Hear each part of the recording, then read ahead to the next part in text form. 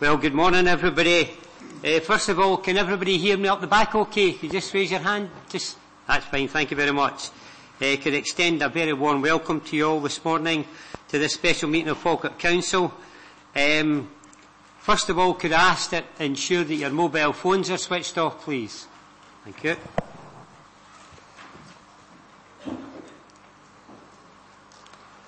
Could I take this opportunity as we begin to thank everybody for making the effort to come in. I know that in some areas it's been very difficult indeed, and we'll be watching the weather closely as the meeting progresses during the day. Sediment, please. Thank you, Provost. Provost Buchanan. Present. Deputy Provost Ritchie. Present. Councillor Aitchison. Councillor Alexander. Present. Councillor Balfour. Present. Councillor Binney. Present. Councillor Bissett. Councillor Black. Councillor Blackwood. Councillor Bowes. Councillor Coleman. Councillor Colley. Councillor Coombs. Councillor Flynn. Councillor Garner. Councillor Goldie. Councillor Grant. Councillor Harris. Councillor Hughes. Councillor Kerr. Councillor McHugh. Councillor McCluckie. Councillor Meikle-John. Councillor Monroe. Councillor Murtagh. Councillor Nicholl. Councillor Nimmo. Councillor Patrick. Councillor Reid. And Councillor Spears. That takes us to the declaration of interest, and just for clarity, members should declare any financial and non-financial interest they have in any item of business at the meeting, identifying the relevant agenda item and the nature of the interest. Have we got any declarations of interest at this time? Provost, I've got members of my family work with the trust, so but I'm advised that because it's a budgetary meeting, I can still take part in that discussion. Okay? Provost, I'm on Grange Youth Children's Day Committee, but again, I don't think that prohibits me from taking part in this debate. Provost, my daughter is a teacher in Falkirk, and therefore I have an interest there. But again, same declaration as others. No. Councillor Party. No, my son is employed at the council, so but I don't think there's any issues regarding the budget.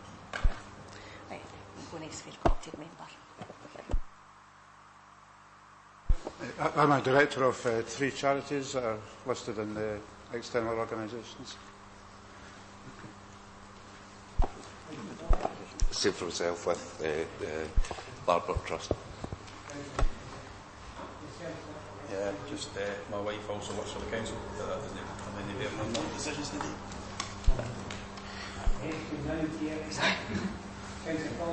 I'm the member of the Railway Group and also on the IJB. Director of the Trust, same. Provost, if I could declare an interest, my wife also works with the council. I suppose I better declare an interest, my wife works with the council as well. Director of the Trust. Provost, I attend as advice daily management meetings. It shouldn't affect my. It's just to say I'm a director of Falkirk Community Trust as well. Thank you. Could I ask if this is actually necessary to, particularly at a budget meeting, to have all these declarations? Perhaps the Chief Governance Officer will be able to give us an overview, because it does seem a bit overkill to have to give this level of interest at this particular time. I think, Provost, it may be helpful for Council just to be reminded that because it's a budget meeting, there are a general exclusion under the code which applies, and the effect of that is that when there would ordinarily be a financial interest that would require a member to withdraw, that doesn't apply in the setting of the revenue budget, and that's what allows, for instance, those who would otherwise have to declare the financial interest of a close family member, for instance in the capacity as an employee who might be impacted by a budget decision, to nevertheless participate within the budget. Likewise, there are specific exclusions in relation to membership of the Integration Joint Board and in relation to the Falkirk Community Trust. But nevertheless, the Trust memberships are ordinarily declared at the beginning of a meeting. The Code does make a reference to generally seeking to be as transparent as possible, so there is perhaps no harm in the fact that the declarations have nevertheless been recorded. Okay, thank you very much for that. That takes us on. Sorry. I have a cousin who works for the library and a general interest in everything that's going on, so if we're able to declare interest, that's it done. For your contribution, Councillor Spears. That takes us now on to item 3, by-election Ward 5, Bonnybridge and Larbert. It's pages 2 to 5, and the report is by Chief Executive, Mrs Pitcaithley. Thank you. Thank you very much. This report is simply to advise members of the election of Neil Coleman to serve as the local member for Ward 5, Bonnybridge and Larbert at the by-election held on the 15th of February, and to confirm that Councillor Coleman has signed the declaration of acceptance of office. Thank you.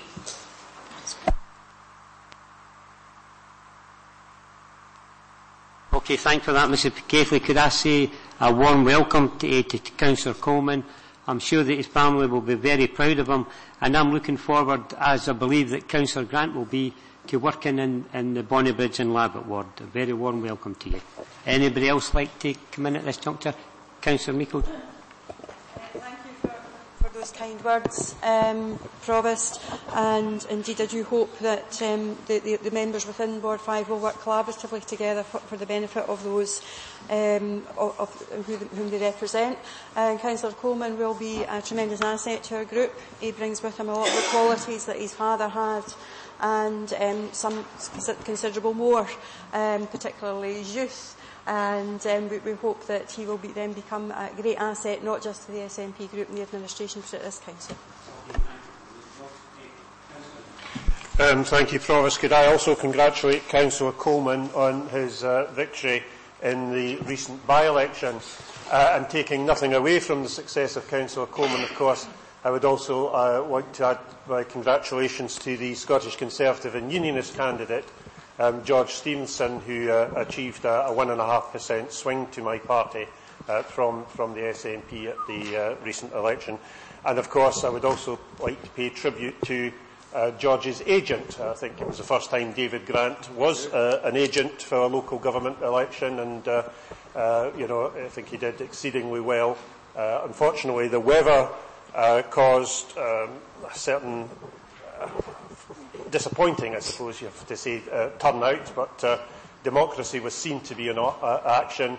They had a full slate of candidates from the major parties present, and the by-election, of course, did again confirm that in Falkirk Council area, the main Unionist party is now the Scottish Conservative and Unionist Party. Thank you. Thank you. Councillor Coleman. Thank you, Provost, for the warm welcome. It's a great honour to be standing here in this chamber and following my father's footsteps as an elected member of Falkirk Council. It's also a fitting tribute to him that the seat was held by the SNP with a 5% increase in SNP vote share. And I look forward to working constructively with all of my fellow elected members, and I hope that members of the opposition will work jointly with the administration when the opportunity arises. I'd also like to take the opportunity to reaffirm to Council that I'm working hard for the people of Bonnybridge and Larbert, and that work has already begun to deliver my election pledges. Thank you. That takes us now to item 4 on the agenda this morning. Budget 218-19 and 219-20. It's pages 6 to 239 on your agenda papers, and the report will be by Mr Brian Smale. Thank you, Mr Smale. Thank you very much, Provost, and good morning.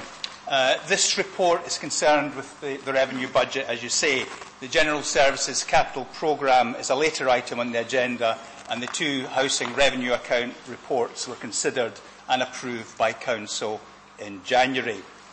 The report and its appendices contain officer options to balance the budget, and those being proposed by the administration are set out therein. The report also takes forward Year 2, financial year 1920, but no decisions on that are required by Council today, other than the option to set a provisional council tax. The background summarises our budget journey since June, including the work of the Member Budget Working Group. Section 4.1 sets out the budget context, notably the new corporate plan, reflecting the Council's priorities and desired outcomes. Appendix 7 summarises how our service activities, entailing investment in the order of £500 million, are aligned with those priorities and outcomes. The importance of the Council of the Future transformation agenda for both this and future budgets is highlighted. The roller coaster that is the local government settlement process is outlined at section 4.2. The initial grant announced at the time of the Scottish Government budget in mid-December was better than our base case scenario, and this was supplemented at the end of January by a further £4.6 million of grant as the Scottish Government secured a budget majority at Holyrood. The grant position is summarised at the table at para 427 and the subsequent paragraphs up to 4.2.11. Members will be very well aware that those grant elements can be assembled and presented in different ways. Section 4.3, and in particular the table on page 18, can be viewed as the heart of the report. It draws together the various strands and sets out how the administration proposed the budget should be balanced.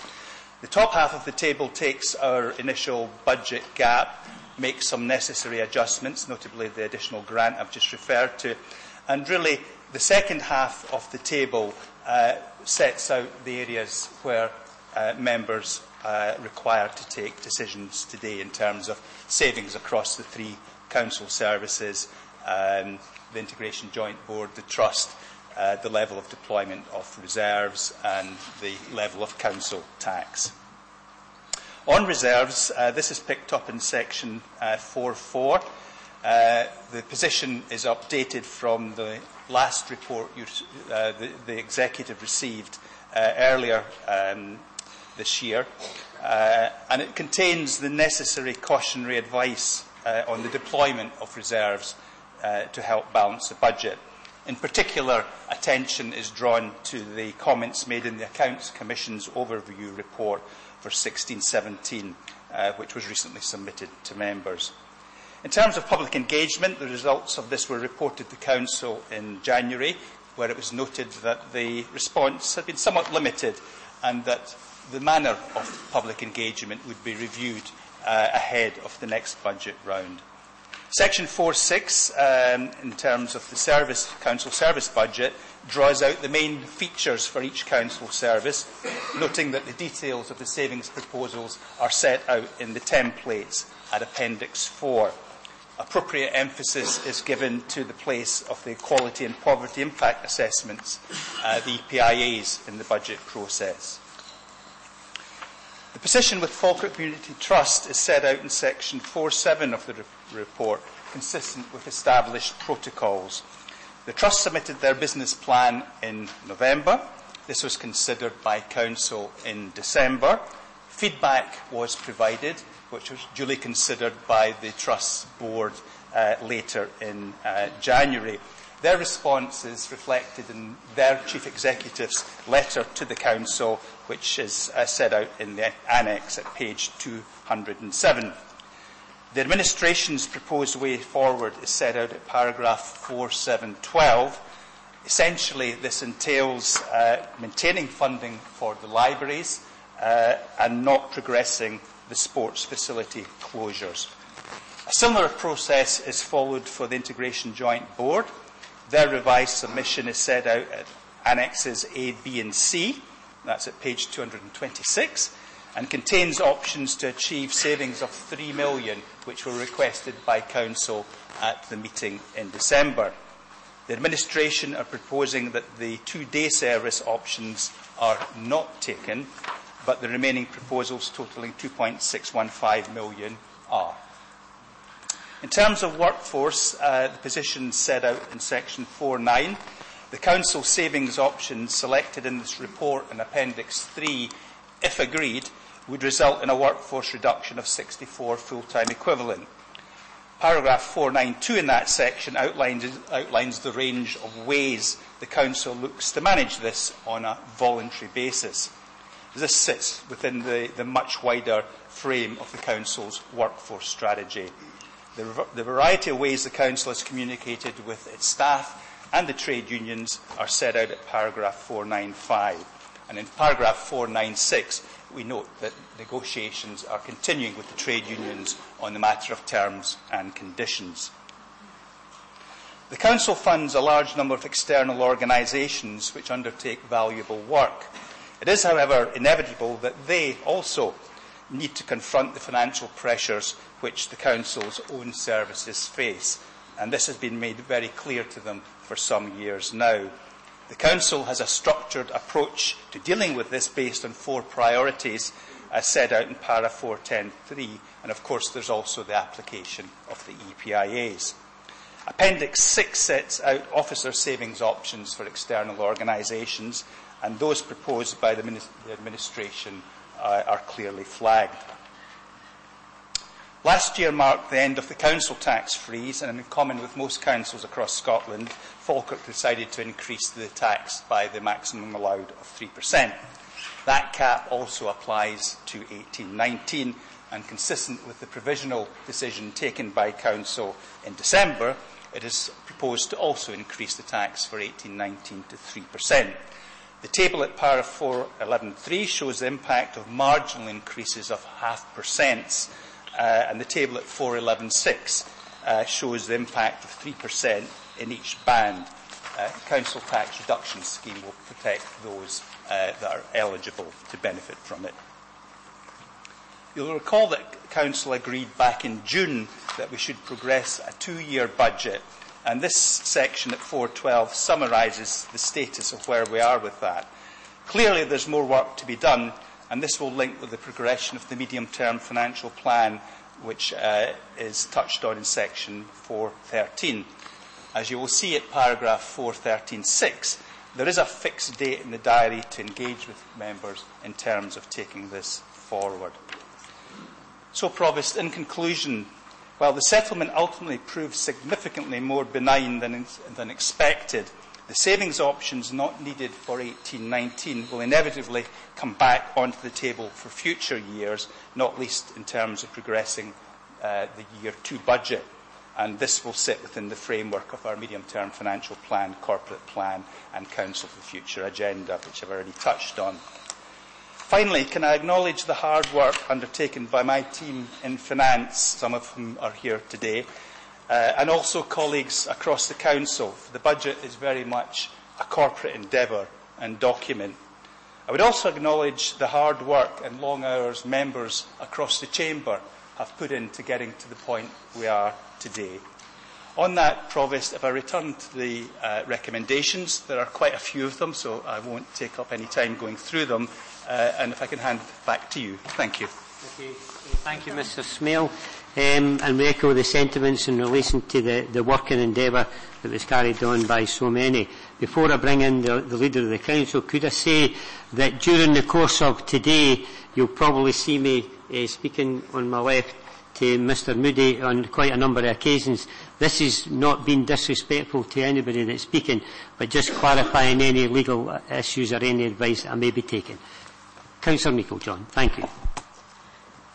Thank you, Provost. I will start, as Mr Smale finished there, in thanking the Chief Officers and their senior management and indeed the teams beyond for the help and assistance and support that they have given, and often working in short timescales. And I know that this year they have felt themselves challenged as we have gone through our budget deliberations, but I think the evidence of that work is starting to bear fruit.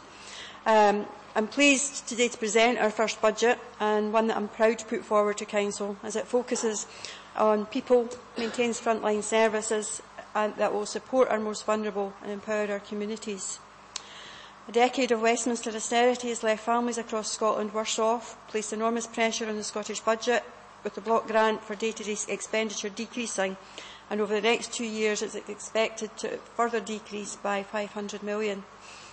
This is all within a backdrop of a protracted period of financial uncertainty as we move towards a hard Brexit, which Scotland did not vote for and will significantly impact on our economy by up to £11 billion a year by 2030, and with a loss of 80,000 jobs. However, the SNP has continued to fight Scotland's corner, and we have seen a budget that has protected the NHS and public services by investing in childcare, schools, hospitals, along with other vital services. At the same time, they have sought to mitigate the worst impacts of the Westminster austerity agenda, with over £100 million being plugged into the system, which includes mitigating the horrendous effects of the bedroom tax.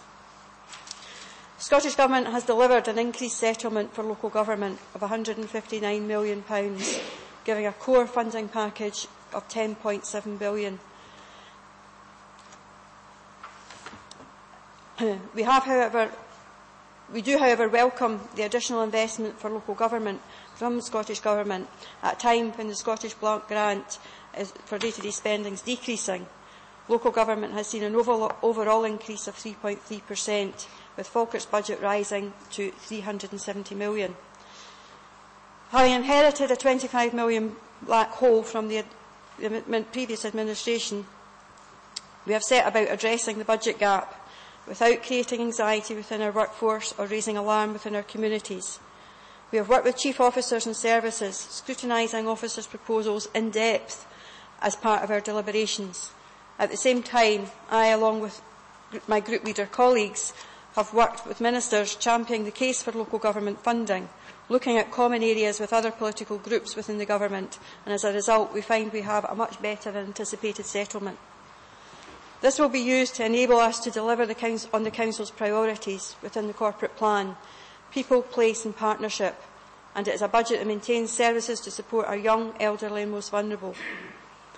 I am presenting the most positive budget for the people of Falkirk for a decade, and we have minimised the workforce reductions and maintained frontline services in doing so. We have the ability to raise the council tax locally by up to 3%, and I would propose that in doing so this will assist in helping us to maintain services, and would formally propose that. However, within the recommendations we are asked to consider provisionally setting council tax for the following year 1920 by 3%. I believe that would be premature to do so at this stage, as we do not know if the 3% cap will remain. Also, Scottish Government do not know what their budget will be. One-year budgets are challenging, but as the Scottish Government received an annual allocation and cannot plan with any certainty beyond that, particularly with the impact of Brexit, similarly for local government. Therefore, anything beyond this year is based on assumption and indicative financial planning, which is subject to change. We value our workforce, and we have sought to minimise reductions in staffing levels wherever possible, maintaining our position of no compulsory redundancies. The administration will continue to hold that position as we go forward and look to use all the alternatives available to us, including voluntary service and redeployment. As a living wage employer, we welcome the lifting of the public sector pay cap. Not preempting the outcome of the pay negotiations, we have therefore ensured that resources have been provided to fully fund the 3% increase in line with the Scottish Government's pay rise in other areas of the public sector. The process of developing this budget, the same process that was used in previous years, is seen as good practice by the Accounts Commission. The re-establishment of the all-party working group in particular. The working group has met many times over the 5 to 6 months. Engagement has been in some parts more productive than others, but it has not been as effective as it could have been if all political parties were fully engaged in sharing their views and participating constructively. I do, however, thank the Conservative group for their participation in sharing their priorities, the majority of which we have been able to accommodate within this budget. In the main, I think the public want to see a collaborative approach and elected members working together for the benefit of the whole Council. The use of council reserves across local government is very much under scrutiny right now. with a number of councils being stripped to the point they are only 2 years away from bankruptcy. Both the Accounts Commission have raised the issue, and our Chief Finance Officer regularly cautions us on the use of reserves, the fact that you can only use them once, as the deficit adds to the following year's budget gap where it's used for recurring spend. We have chosen in this budget a prudent level of reserves, and one that is considered reasonable within our policy to support our programme. Unlike the previous Labour administration, who used the maximum level of reserves, 1/3 of the available reserves last year, putting us ahead of those councils who now find themselves under significant pressure. This is not sustainable and puts the financial viability of the council at risk, and will need to be considered further within our medium-term financial planning, along with looking at alternative models of budgeting, such as zero-based budgeting. In turning to investing in our services, area of significant investment is within children's services. Seeking to raise attainment and looking after their well-being is a key policy commitment of both national and local government. Children's services have the largest of all the service budgets, and little flexibility of the expenditure as staff costs come into play. But they are also our greatest asset, and we have continued to meet our obligations to maintain the teacher-pupil ratio. Following an extensive piece of work on why Falkirk has more looked after children away from home, a new programme is being developed closer to home, looking to develop local services and local solutions, enabling earlier intervention to provide specialist support, recognising by maintaining relationships and working with them as a family, much better outcomes can be affected. As a result, there is potential to reduce the number of high-cost out-of-area placements by developing local facilities and solutions. There have been no proposals to reduce our community learning and development provision in recognition that the value that it can deliver within our communities. There is, however, scope to realign the areas of work carried out by CLD to meet our policy objectives, to cut across service boundaries, to help support the delivery of policy initiatives such as community empowerment and delivery of community-based activities as part of an integrated health and social care agenda. In seeking to support working families and part of our pledge to reducing the cost of the school day, we have chosen to freeze the cost of school meals at the current level, similarly all childcare charges. We will seek to reduce the impact of poverty on children and their families by keeping the cost of school day down, for example by continuing to support breakfast clubs and freezing the cost of school meals and childcare charges. Apologies, I've just repeated that same part. We will raise the aspiration and ambition of our children by giving the best possible start, rolling out our early years expansion plan and the delivery of the 1140 hours nursery and preschool learning, and the creation of up to 300 jobs within this early years sector over the next 3 years.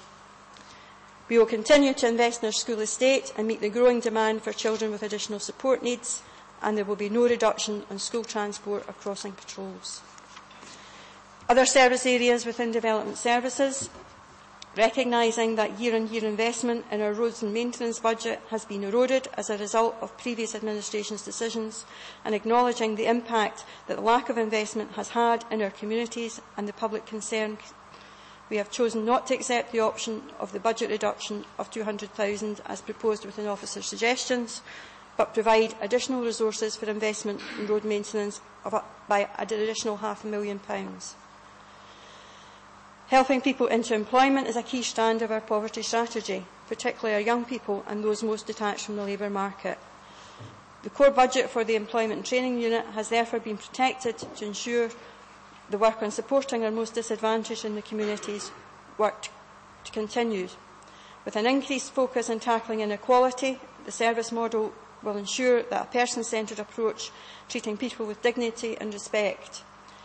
We will therefore increase the support for people with learning difficulties, launching a new project, supporting 12 individuals to take on an innovative programme of learning and work experience in partnership with Serco, NHS, Forth Valley and Forth Valley College. Provide 30 supported employment opportunities for those with disabilities who want and are capable of work.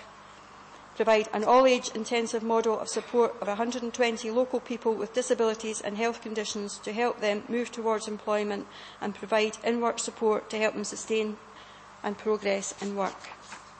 Provide second chance apprenticeships for up to 40 adult learners with children to assist in enhancing their earnings potential and reducing the likelihood of in-work poverty. Provide a term-time apprenticeship programme in early years care for 12 lone parents aligned building capacity to meet the additional hours commitment, and provide wraparound support to Fair Start Scotland for 340 adults disadvantaged in the labour market, providing additional support, ensuring personalised approach by commissioning services from local third sector organisations. Providing 160 pre-apprenticeship opportunities for school leavers to ensure a positive destination on leaving school, and providing 100 new modern apprenticeship opportunities. We also look to provide barrier removal programmes for 72 individuals further from the labour market to increase their confidence, motivation and core skills to help them progress towards a journey to employment. The protection of the employment and training budget will ensure not only vital services to the most disadvantaged job seekers, but also as a conduit to the development of a more diverse and inclusive workforce within Falkirk Council, and a vital lifeline for the work of the local third sector. With the rollout of universal credit, it is important that early intervention to minimise the potential for people to get into debt or increase homelessness. We will therefore direct resources to enable maximisation of council discretionary housing payments and budgeting for claimant for tax benefits. Recognising the vital service that our third sector voluntary sector partners and community organisations contribute, we will continue to fund up to £2.6 million to support them financially.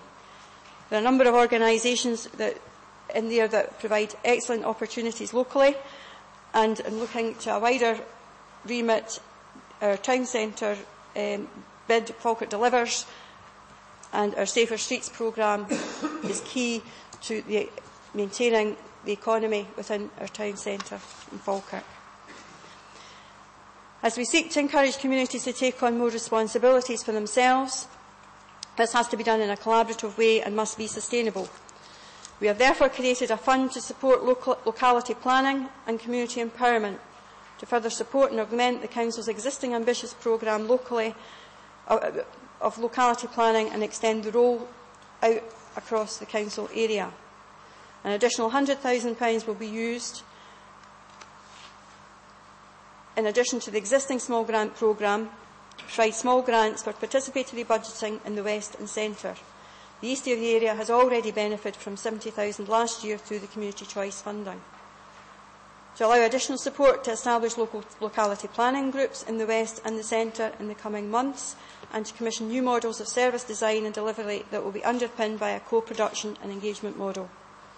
This work will provide a foundation for the Council to take forward with partners locality planning underpinned by community empowerment. This will allow us to work with statutory and voluntary partners in the community to address issues such as loneliness and isolation.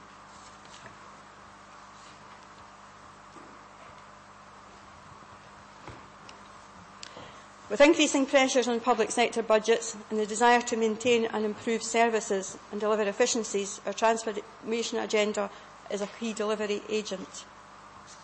It has enabled us to work across services and to deliver efficiencies, and taking us now to working in the ethos of the One Council. In order to deliver that, it is clear that we have to embrace new ways of working, and that has been accepted across the Council. It will, however, bring challenges with it to both culture and practice. Council of the Future Board has consolidated the work strands and produced a robust programme with clear timescales. The milestones which we are about to see the first round of the projects deliver on the objectives set.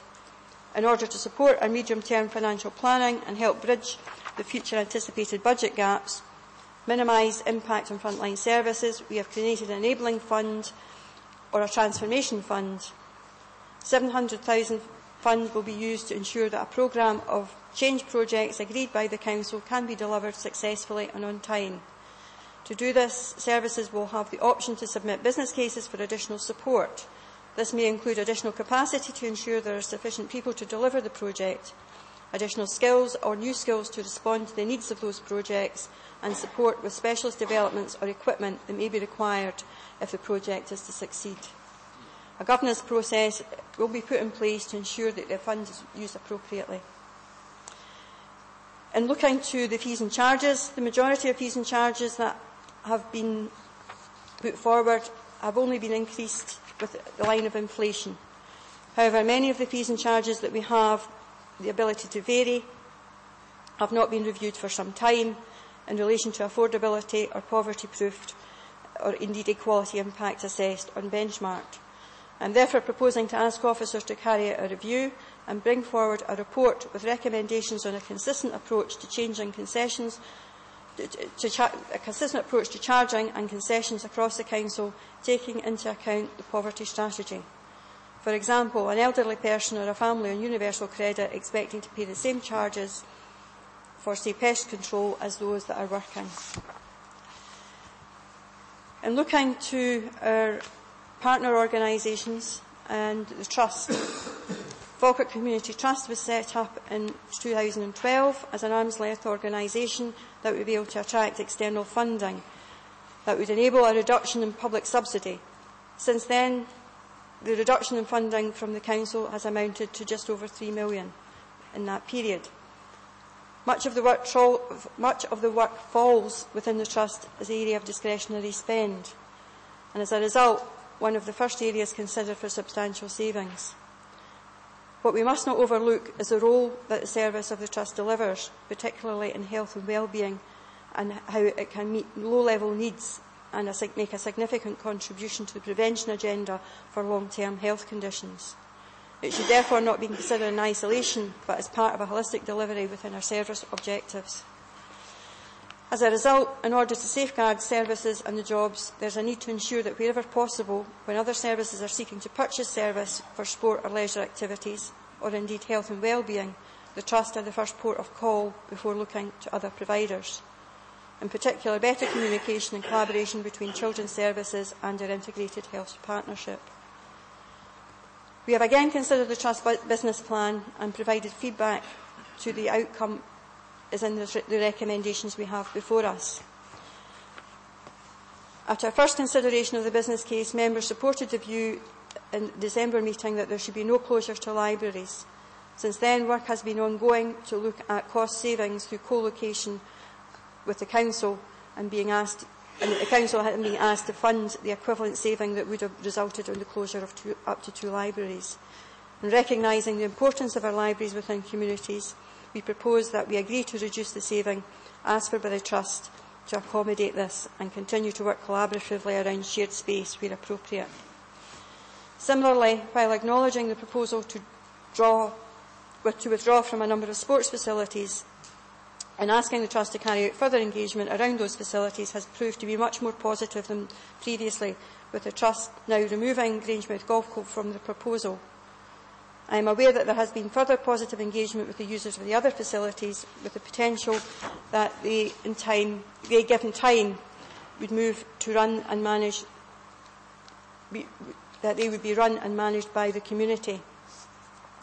Recognising the need for those facilities and the deficit that would be created by the closure, along with the depth of feeling within the communities that are affected, I believe that we need to give more time to allow community-based organisations that could take on those responsibilities to become established or alternatives developed. I therefore propose that the Trust funding for the next year be further adjusted in order to enable those facilities to remain open and further development work to take place. In reflecting over the last 7 years since the Trust's inception, and this year in particular, it is clear that members wish to have closer scrutiny and influence on how the £10 million funding is used by the Trust has been used over the last few years when the business plan has come before us. It's clear that we want a greater say and influence on how that is spent. There was a year-long policy development panel that made a number of recommendations which have not been taken forward. I therefore now believe that time is right for us to revisit the relationship between the Trust and the Council as its major funder. I would therefore propose that the Council establish a short-term, all-party working group, including the Trust, to carry out an options appraisal on the future of the Trust. This work should be done over a finite period of time, the next 6 months, and this would allow the outcome of that process to feed into the budget planning process for this year, for the following year, for both the Trust and for the Council. In relation to the Integrated Joint Board, the original savings asked from the Integrated Joint Board was £4 million. In recognition that the Health and Social Care Partnership is still developing and has not yet been fully integrated, this was adjusted and it was recognised not to be achievable within this financial year, as significant work is required to create the integrated locality teams that will hopefully improve outcomes as we go forward and create efficiencies. The pressure areas of the savings were further adjusted in reviewing the business case in December, and we would not wish to see, where the Council made it clear it would not wish to see the closure of any care homes, and that care charges, which remain the responsibility of the Council, should only be increased by the rate of inflation and will be further considered as part of the review of the Council's charging policy. In considering the revised business case and recognising the challenge and the pressures due to the changing demographics, with the new models of working, can be brought about efficiencies and drive forward the integration agenda. However, as we are in the process of redesign of daycare services in co-production with service users and their families, a reduction in budget at this time could negatively impact on the need to support people through the process. I would therefore not seek to reduce the IG budget any further and would recommend that the two red-lighted savings for adult daycare and older daycare be removed, and we fund the IGIB to the level of 62.162 million as in the papers. As part of our additional investment, and from experience in speaking with service users and their families, I would propose an additional £50,000 to commission innovative models of support to people who have learning disabilities, with building social networks, friendships and groups of their choice. The impact in terms of personal outcomes would be very high at the level of the individual user, and it would also provide much needed short breaks for carers. Finally, in recognition of a decision previously made after many attempts in bringing this motion forward and having it rejected with regard to the assessing of a potential railway station for Bonnybridge, provision was made for a pre-assessment work to be carried out, while not preempting the outcome of that at any stage of the process, that we would wish to make provision to enable resources to be available for the various next stages of that assessment process. I would also wish to acknowledge, thanks to the Scottish Government, there are opportunities to look at the Grangemouth rail link with the new £2 billion Communities Fund, and would urge officers to obtain necessary information around that as soon as it's available. This is also in conjunction with the work that is ongoing with the business case for the Grangemouth Investment Zone and the potential to improve rail links within that particular bid.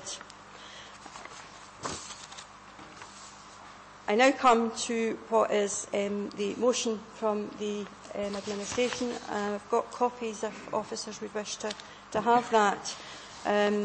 I'll just read through it while that is being made available, except I have dropped it. Apologies. Thank you. I would move that Council agrees to 1, a balanced budget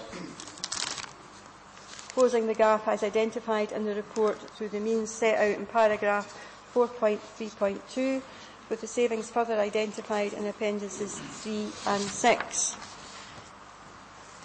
In addition, recognising that the first stage of the pre-appraisal of the Bonnybridge railway station is not due to conclude until later this year, that funds should be made available from the reserves that are required to fund any future stage if the decision is made to proceed with it. Agree the increase of 3% the council tax, not fix a provisional council tax for 1920, the reasons which I have previously detailed. Agree a service payment of £10.79 million to Falkirk Community Trust and the business plan incorporating the amended savings by the Trust. In addition, the Chief Executive prepare options appraisal for the September meeting of Council to consider the advantages and disadvantages and the current arrangements of the Trust, the arrangements allowing greater autonomy, or 3, bringing services back in-house. The appraisal should cover financial, workforce and governance implications, but should also consider benefits and disbenefits in relation to achieving savings, efficiencies and service redesign across the Council, and should be undertaken in consultation with the Chief Executive of the Board of the Trust. Agree a payment of £62.162 million to the Integrated Joint Board as set out in paragraph 4.8, reflecting the amended savings proposals by the IJB in its business case. The fees and charges set out in the report, a review of fees and charges is carried out by the Director of Corporate and Housing Services for consideration at the September meeting of Council to provide information on benchmarking and recommendations on a consistent approach to charging and concessions across the Council, taking into account the poverty strategy. And item 8, agree to maintaining the recommendations 6 to 10 as per the paper. I therefore commend this positive budget and look forward to the Council taking this forward. It's a budget that's focused on people, maintains services, creates jobs and seeks to mitigate the impact of poverty and puts investment into key policy areas to support the vulnerable and empowers our communities. Thank you, Provost. You've got a seconder for that. Councillor Garner. Thank you, Provost. I'd like to second that and formally reserve the right to reply. I'm going to go now to Councillor Goldie. Just what your position is. Provost, I would simply move an amendment. The amendment would be 1, a balanced budget closing the gap through the means identified in Appendix 1 with reprofiled additional spend as set out in Appendix 2 and the proposed savings set out in Appendices 3 and 4. To increase the council tax for 2018-19 by 3%, not to set a provisional council tax increase for 2019-20, a service payment of £10.991 million to Falkirk Community Trust, and the business plan incorporated the amended savings proposed by it. The payment of £62.562 million to the Integrated Joint Board, reflecting the amended savings proposed by the IGB, but subject to a reduction of £300k in the proposed saving and high-cost care packages, and a reduction of £100k in the proposed saving on purchased care home placements. 6 to 10 as per recommendations set out in the report. We get a seconder for that. Yep, thanks, Provost. I'm happy to second the Labour Group's amendment. Labour has produced a balanced alternative budget here this morning, but I think we need to put today's budget into context. Today the SNP will endeavour to cut the Falkirk Council budget by nearly £14 million, which is a large amount by no means. Since 2007, the SNP Scottish Government has slashed this Council's funding by some £142.4 million.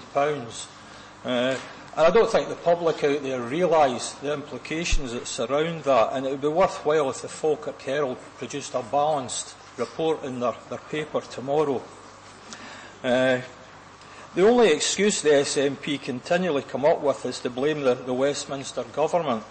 Well, it's not the Westminster Government that sets the spending priorities of the SNP Scottish Government, it's the SNP, and local authorities are not an SNP priority. They haven't been since at least 2007 when I was elected to this chamber. This budget, Labour will not be cutting the Salvation Army soup kitchens, unlike the SNP. Labour will not increase the cost of burials or cremations, unlike the SNP.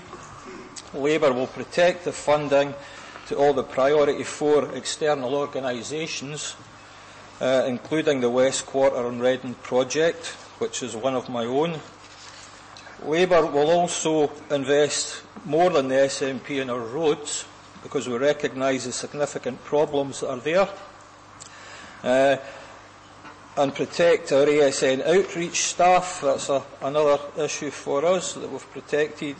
We also want to protect the food bank project. Labour will not cut the money to the out-of-authority care provision, unlike the SNP, who are cutting the budget by some £275,000. Now, this budget is currently in a state of overspend, So I fail to see how they're going to manage to cut another £275,000 from this budget. Labour will not increase the special uplift charges, nor will Labour remove all the flower bedding and baskets from the Falkirk Council area. The list does go on, Provost, but I'm happy to second our amendment, as I've said. Thank you. Obviously, there's an opportunity, sorry, Councillor Goldie, for your amendment to be passed round. Are you quite happy with that? Well, it's just to clarify that in the spirit of joint working, we had a meeting yesterday, the group leaders, and we agreed that once we had moved the motion and I had moved the amendment, given the complications that there are, and it's not just a straightforward thing, that we would then I'd be allowed to come back in after you're quite right, but I think we will have another amendment coming forward, I believe, with Councillor Nicholl, so it would be benefit to everybody if we had all the amendments in front of us, had copies of the amendments. We've also got a copy of the administration's motion, and then we would take a recess because obviously if you've got 3 documents to read, then it's going to be tedious. So, Councillor Nicholl. Thank you, Convener. Often in here a speech begins well and then maybe goes off the rails a bit. The speech from the Leader of the Council today started rather badly with regurgitating Scottish National Party press release and then improved as she went on. I have no intention of starting my speech challenging the figures that she gave by quoting a Conservative PIU report. Because I want to be more constructive than that, Provost. When I first came here, which is probably before Neil Coleman was even born, there was one major party and then the rest. Then there became 2 major parties. The elections last May confirmed the desire of the people of Falkirk District to have 3 major parties in this chamber, and as I said earlier, the by-election result very much confirmed who they wanted to be the second party in Falkirk. With those extra numbers comes great responsibility, and it would be easy enough for us holding the balance of power to play fast and loose. We took a very conscious decision early on that would not be what we were doing. We sought to engage with goodwill with the offers from the Leader of the Administration. We fully participated in the Budget Working Group, and here can I pay tribute to my members on the Working Group, Nigel, John and Lynn. I hope I've got everybody. I know substitutes were there from time to time for their contribution towards that. And I thank the Leader of the Council for her gracious comments in accepting that there was good work done on the Working Group.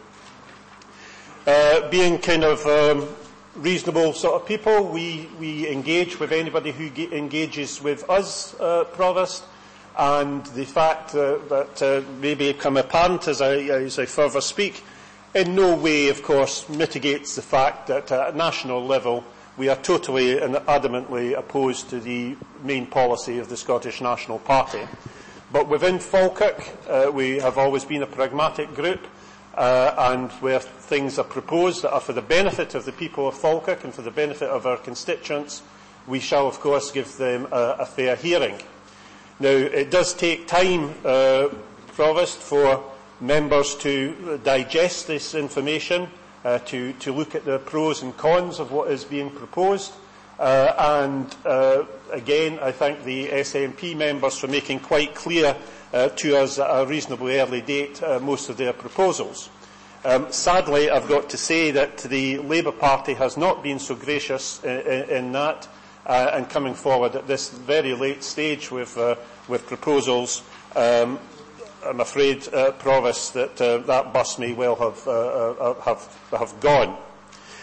So, engaging with the Leader of the Council, she asked for red lines that Conservative members had in regard to this budget.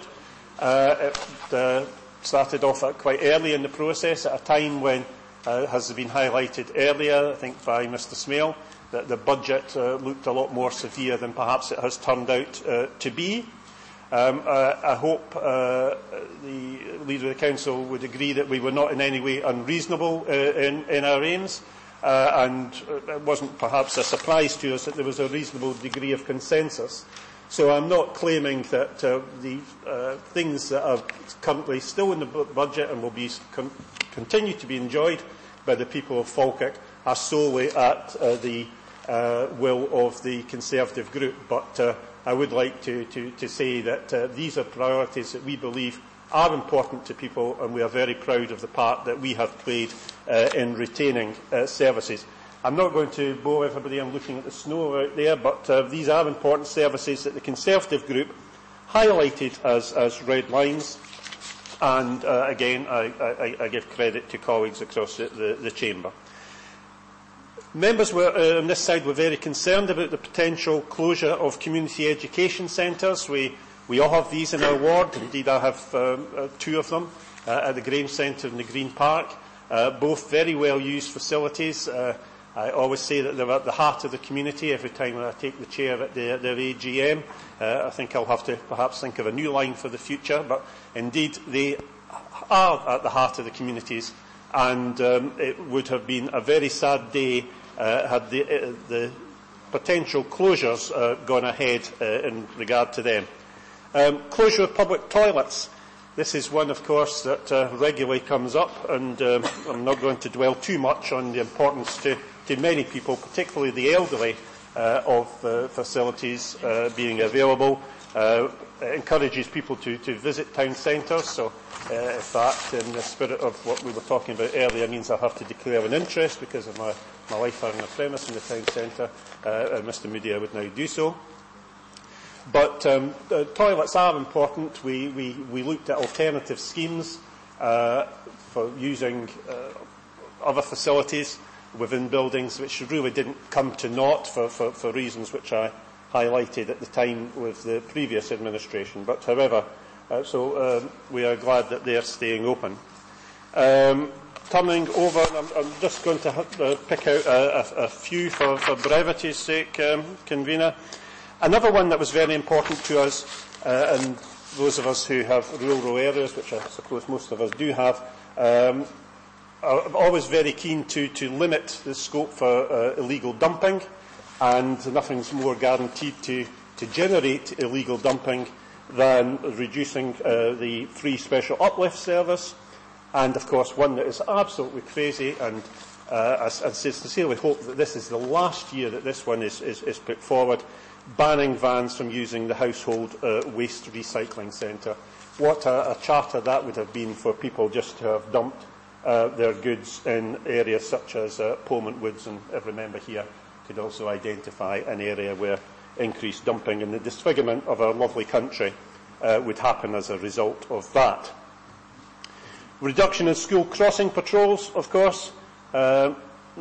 This is something that very dear to members. We see our roads getting busier and busier, and the need for crossing patrols is as great as ever.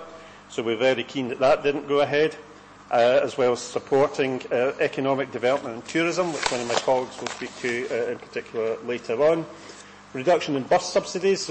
I heard very much from my colleagues, particularly Councillor Kerr, regarding the importance of buses in the Upper Braes area. Of course, we all have recognised the importance of buses, but it seems to be from Councillor Kerr and indeed Councillor McCluckie over the years an issue of particular importance in the Upper Braes.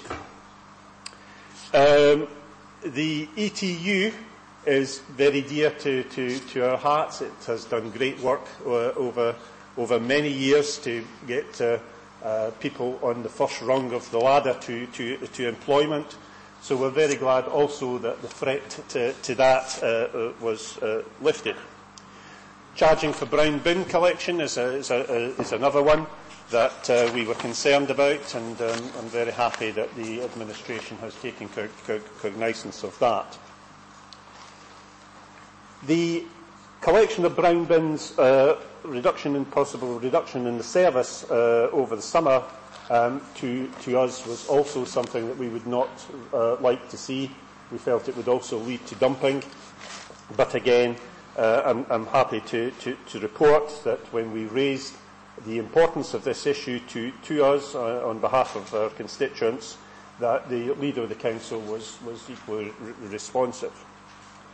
Reduction in street cleansing, again tied in with what one of my colleagues will shortly say about the need to attract tourists and to have the area looking as nice as it possibly can be, then that would have been a detrimental step, and we welcome the removal of that suggestion also. And of course, removal of Christmas lights. I mean, how that ever saw the light of day, I don't know. I could continue, Provost, but suffice to say that due to our efforts in engaging, we have taken away a lot of the things that really were of concern to us in earlier proposals. We cannot say that we're happy because, as the Labour leader has pointed out, or the Deputy Leader has pointed out, we are still looking at £14 million worth or so of cuts, which is obviously to be regretted. But however, the budget has had a lot of the stings taken out of it due to the engagement between the Conservative group and the administration. And I thank them again for that. Provost, I did make an oversight at the start in that I did forget to thank the, I'm not sure what his title is now, it's old-fashioned, I call him the Director of Finance. I know he's not really got that title. But Chief Financial Officer, is that what you are, Brian? Well, anyway, whatever you are, Brian, you're a great guy, and you've done great service in coming along, often at the drop of a hat, to explain to my group, and I can't say enough of the help that you've given to us over the past few months, and indeed your staff. So thank you very much for that. I do have an amendment. A council officer, who shall remain nameless, took it for copying, so I don't quite have it in front of me, so I don't even have one. So if Brian could get it down to me, I will read the amendment, which is to accept the proposals put forward by the Leader of the Council with this one small item. And before finishing, Provost, I went through that list there. Now, I think most members in this chamber will know that myself and my group have, for a number of years, had concerns about the direction that the Falkirk Community Trust has been taking. We were largely instrumental in setting up the working group previous that looked into it, which Cecil referred to. So you can imagine that we're very delighted that Cecil has taken the bull by the horns and instigated a proper review of the workings of the Trust. First, to acknowledge the great work it does, but quite frankly, the lack of income it gets from external sources has been a disappointment to me over the years. And I think there is a real need for a more direct and democratic oversight of the Trust. It's responsible for the spending of a great deal of public money. So this bench certainly welcomes further the proposals that have come forward this morning.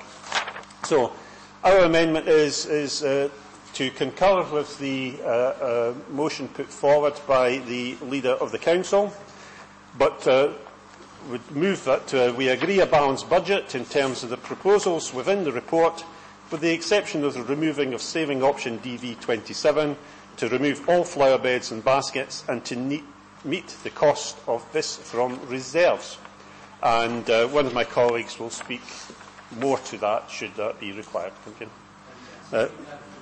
Thank you very much, and it will be seconded by Councillor. I would like to second that. Thank you, Provost. Okay, just to see exactly where we are at the moment, we have a motion moved and seconded by the Leader of the Council. We have an amendment moved by Councillor Goldie, seconded by, was it Councillor Nimmo? Did you second? Fine. And we now have another amendment that's been brought forward by Councillor Nicholl, seconded by his distinguished colleague to the left. Now, the issue is that I had an amendment that I was going to put forward as well, and I'm going to read this amendment out to you at this stage, because after hearing the Leader of the Council, then it is in my mind to withdraw this further amendment. My further amendment was quite simply in relation to the fact is that Bonnybridge Railway Station, we are now following a procedure that will take in public consultation. We're well aware of that, and I think there's a report coming back, I think in September. And to ensure that the objective will finally reach, I would ask that 500,000 be put aside for any future work to be done in the process, the money to be safeguarded from reserves. The reason for that figure is because there's nobody really knows how much this whole process is going to take. Now, during the summary of the motion by the Leader, it states quite clearly in the motion now, in addition, recognising that the first stage of the pre-appraisal for Bonnybridge Railway Station is not due to conclude until later this year, that's totally correct, and that funds should be made available from the reserves that are required to fund any future stage if the decision is to proceed with it. So I'm quite happy with that one. Now, I think it would be beneficial to everybody at this stage if we called a recess, because obviously we've got 3 sets of papers in front of us. We've got the motion by the administration, we've got the amendment by the Leader of the Labour Group, and we have another amendment by the Conservative Group. So is everybody happy that we go for a recess? And obviously I'm up to you for some considerable time, because there's a lot of input in here. What was you going to say, Councillor Goldie? Yeah, I was just going to say, Provost, that we did agree that yesterday, Ms Meikle-John and myself, that's what would happen, and that I would just formally move the amendment. I don't think we'll spend a great deal of time on the Conservatives' amendment to our budget. We can probably agree that. I don't think that will burst the vote. Everybody happy with a recess? Sorry. I have a procedural question in relation to the Labour amendment. It's not clear from the front page just exactly where the additional resources will come from, and it wasn't clear in the mover. So I was wondering if we get clarification of these points. We'll get Councillor Goldie. Okay. Provost, in my understanding, the matter is explained when the whole set of papers is read through. So the papers should be headed in reflection to the appendices which are raised in the front cover sheet. So there is the budget gap statement at Appendix 1, which explains the proposals for closing the gap statement, which is the alternative to the administration's proposal. Appendix 2, as indicated in Councillor Goldie's amendment, sets out their reprofiled investment proposals. Thereafter, the savings are outlined in Appendix 3, firstly in the cover sheet, which splits into the 3 services, thereafter in the detailed sheets which follow after that in respect to the services, and it follows, I think, the same method of indicating the savings selected as is adopted by the administration within the budget papers. And lastly, there is Appendix 4, which has the Labour Group's proposals in relation to external organisations. As I understand the matter, and I think Mr Smale would be able to confirm, this has been checked by him to confirm that this constitutes a balanced proposal. Thank you for that clarification. Indeed, Appendix 1 demonstrates that the amendment is indeed balanced. Provost, the Conservative group haven't got any that amendment. And Provost, I'm a bit uncertain about your own amendment, the status of your own amendment. What's that?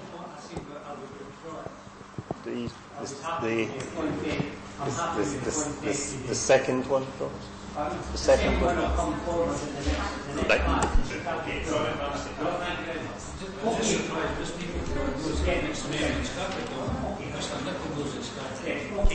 Now, we're going to have a recess, so how long do you think it's going to, how long will we start off for an hour?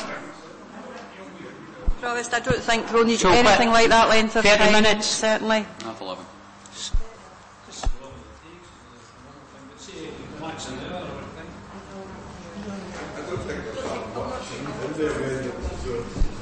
Provost, I think any amendment should be treated with respect to reserves in half an hour.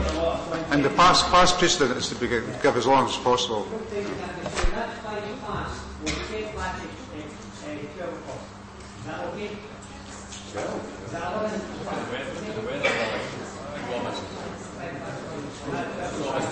Take the weather into consideration.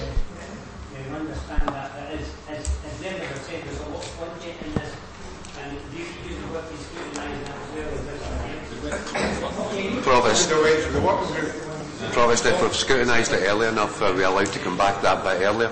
Can you call it back earlier? Thank you.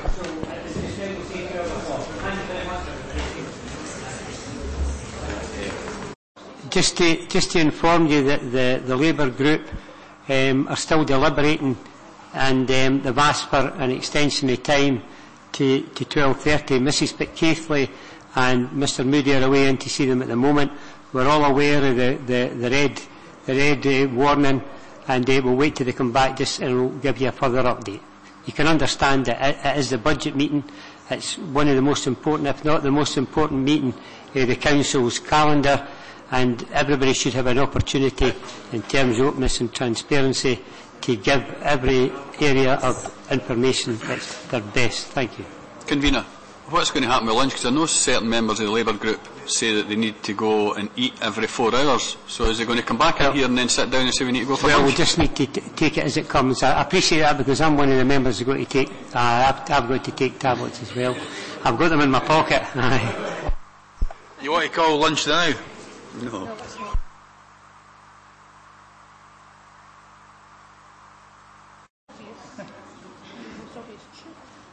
Okay, members, thank you very much. We'll reconvene the meeting. Before I go to the Leader of the Council, I'll just maybe bring in Mrs Pitt-Keithley for a minute, just to give us an update on the weather situation.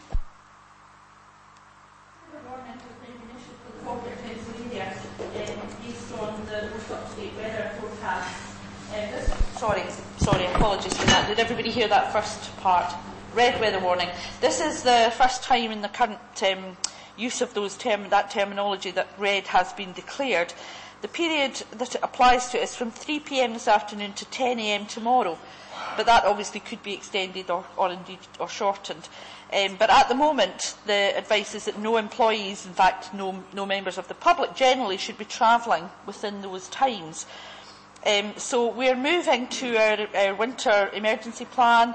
We'll still be trying to deliver 24/7 services, obviously, and that plan is well practised and will be implemented immediately.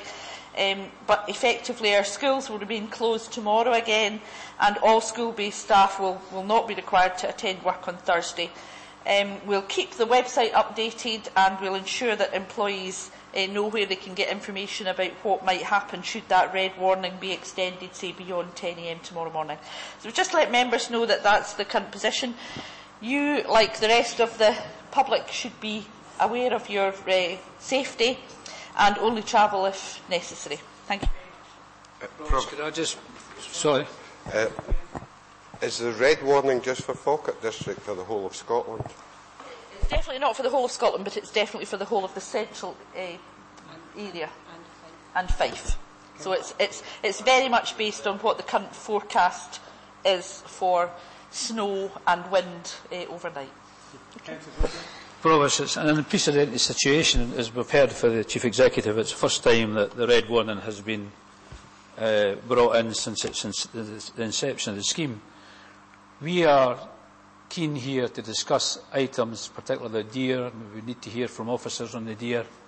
Very keen to hear that, but we're also very concerned, and our utmost priority is the safety of our workforce and, of course, each other, our colleagues on about here.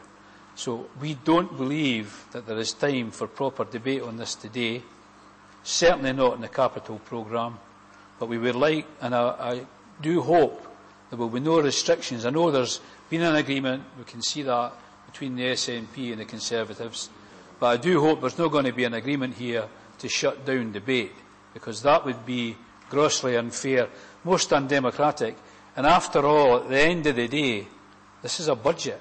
This is a big deal. So I would ask, Provost, that you ensure everybody that wants to speak gets to speak. Thank you. First of all, I'll go to the Leader of the Council.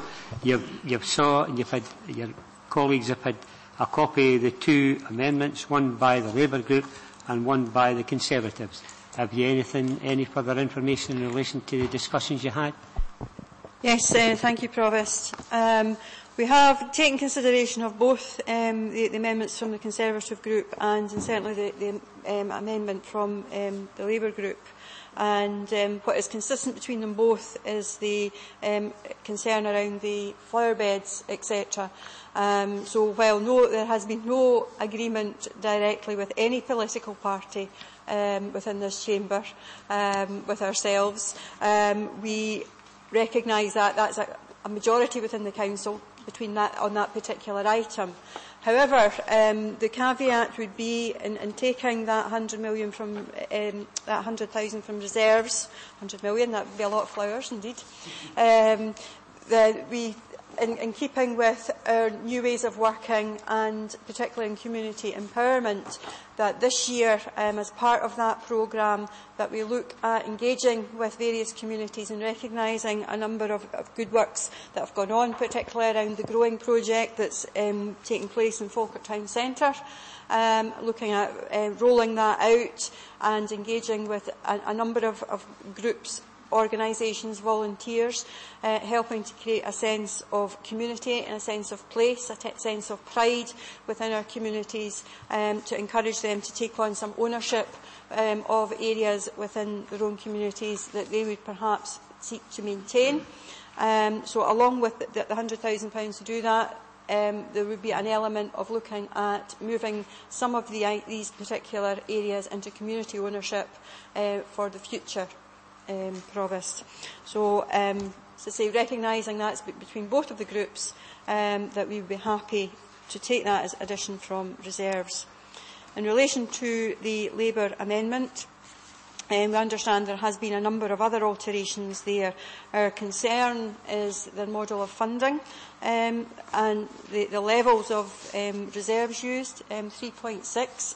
This is not unusual from previous years, but I did indicate in my opening address that there's a number of councils who are very, very close to bankruptcy because of the use of reserves. I don't want to see that council or this council be put in that position. We already know that as you increase the use of reserves, it creates a higher budget deficit for the following year, and that is ongoing. It just moves the problem further down the line. We feel that our use of reserves is very prudent. It's enabling, and it's enabling to deliver projects, particularly such as the Denny Eastern Access Road, and I'm aware that Councillor Goldie wishes to discuss that. I think that may be more of a discussion for around the capital programme, but I appreciate that there are revenue consequences for that. But that particular piece of work would not be able to be delivered within a reasonable timescale if the Council do not intervene. And we have known that because of the various attempts to progress that over the last 10 years. In relation to a number of the other areas, it's interesting to look at areas that they now wish to reduce funding on, or reducing the fees and charges on. A history gives a different picture, and I know that my colleagues will have comment on that. Therefore, with the exception of the flower beds, we would not be accepting the Labour Group amendments. Provost, can I seek clarification for your officers? Did they inform the SNP about the changes we made when we were in there? No. No, I understood that was what was going to happen.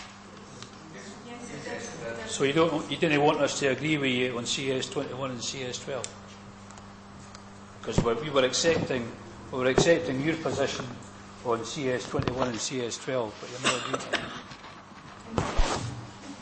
agreeing. That's within your gift for your amendment. We've already accepted the aspects to there.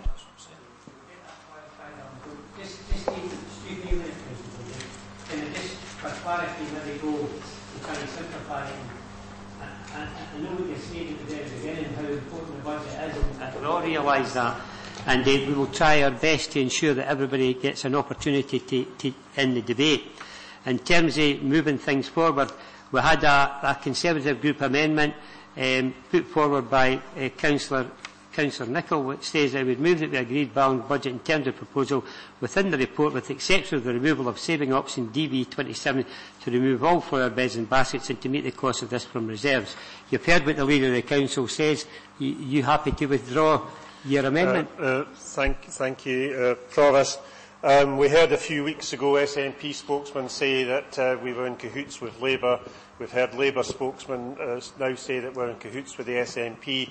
Perhaps the clue to the tactics of the Conservative group is when I said earlier that we engage with those who engage with us. That is policy, and that will remain so. We are completely neutral to good suggestions for the benefit of Falkirk Council from either side of this chamber. That is the responsibility that we have been given by the electorate to decide who's right and who's wrong in each argument. On this budget debate, we have clearly decided, thanks to the engagement that has been precipitated by the Leader of the Council, that in general terms the proposals being put forward from that side of the chamber today, with substantial input from the Conservative group, is the one that we will be supporting.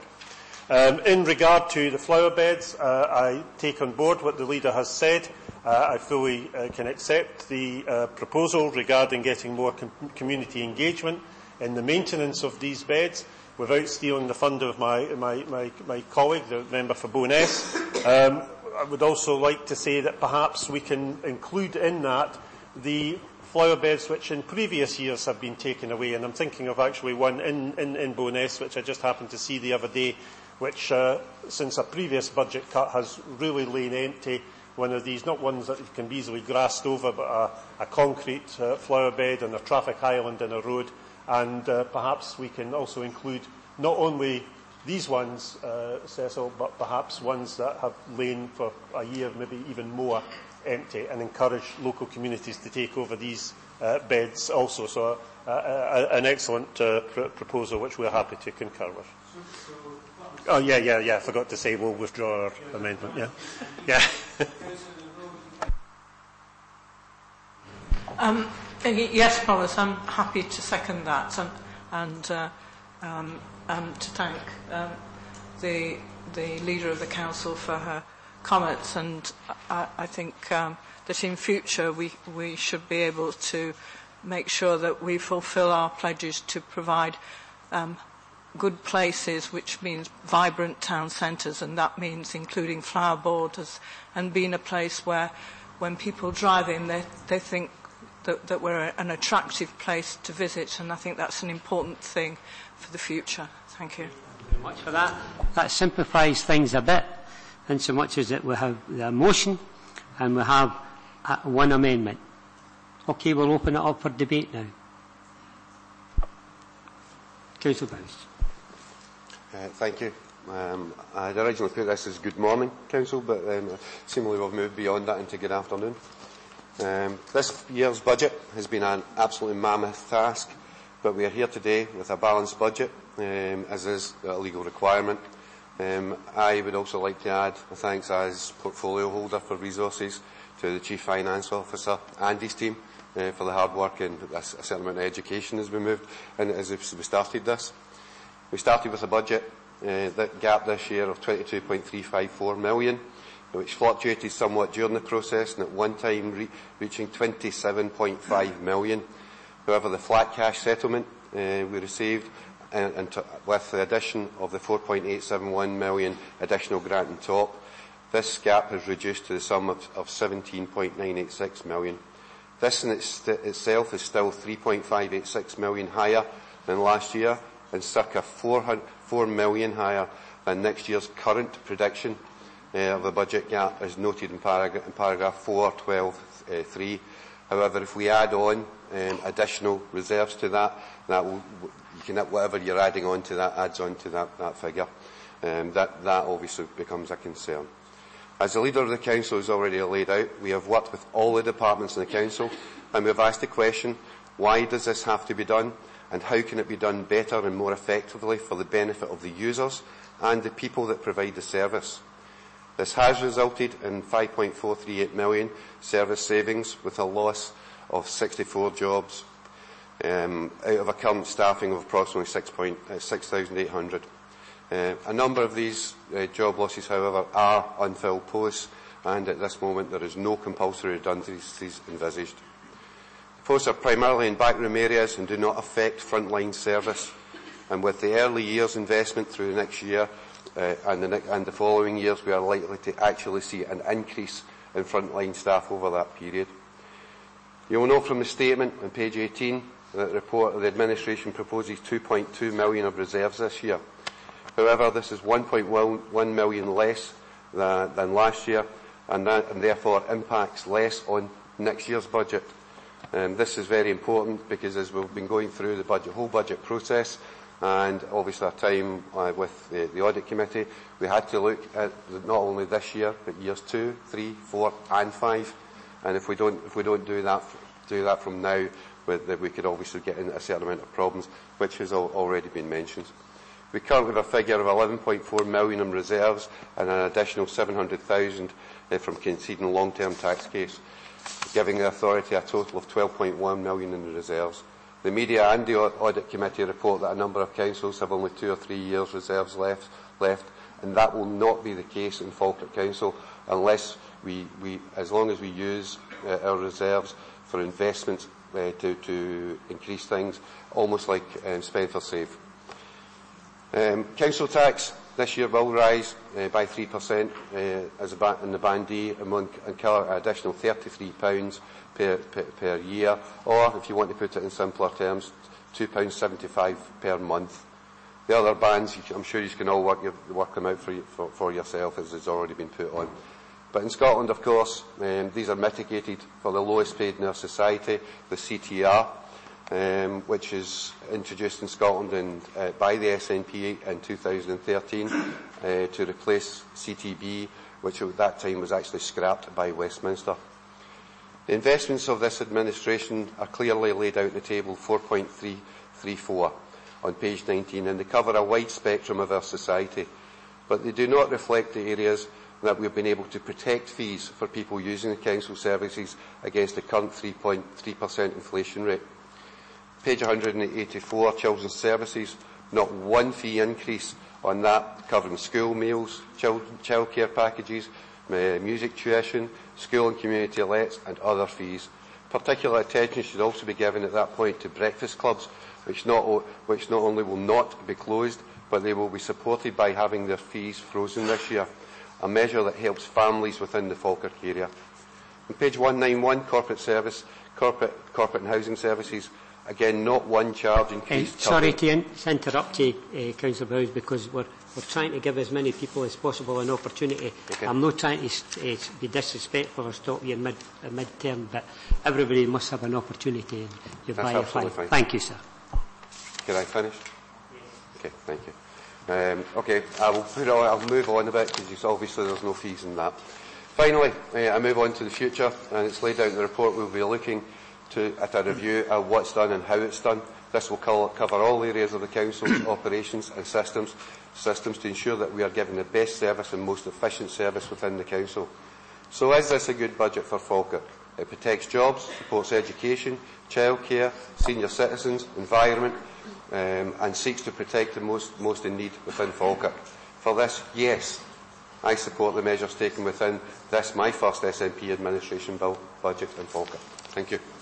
Thank you very much for your input, sir. Is it Councillor Blackwood? Thank you, sir. Thanks, Provost. A number of questions to ask the Director about the deer, or the proposals on the deer. There were a paper went to the Executive on the 26th of September. It was moved and seconded by the administration members, agreed to await the publication of proposed revisions to the planning system, which will include provisions for a new legislation. I understand that legislation, that bill went through in December, although it's still to be fine-tuned and the details are still to be announced. However, based on what's in the legislation, could the deer still progress with financed by developers' contributions based on this legislation? If so, would we put in the motion the land required, or securing the land required for the route in the deer while we wait the details of this legislation? Because that would get it moving. And has there been any contribution from developers towards the deer? If so, under the budget proposals, could the developers reclaim any of those payments or costs? Some of the questions like answered, Mrs. Geisler, thanks. Sorry, I'll do my best to answer these if I can. The report that you refer to, through you, Provost Councillor Blackwood, did make reference to the expectation of a planning bill, and that planning bill, as you see, was published in December.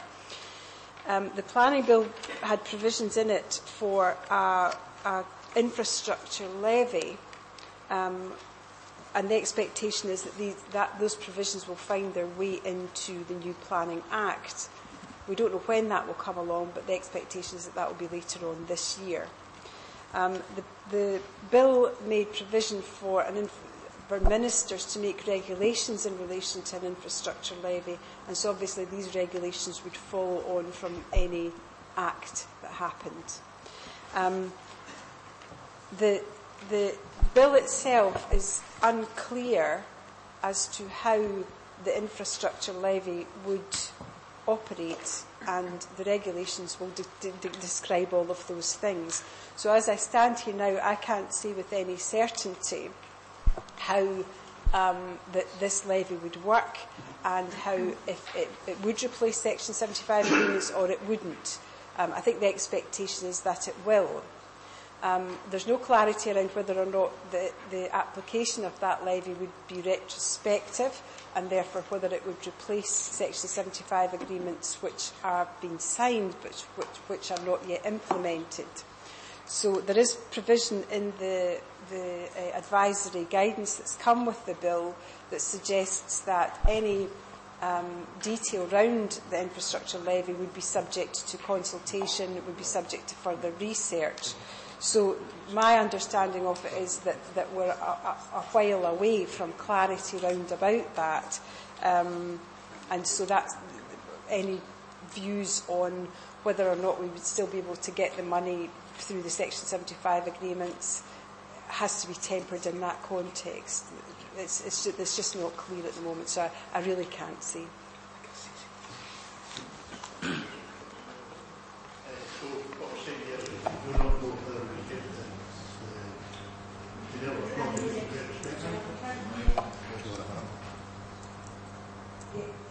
In essence, I'm saying I couldn't give you advice that would say it is certain that these developer contributions which have not yet been received, whether or not we would definitely get these via the levy. It's just not clear.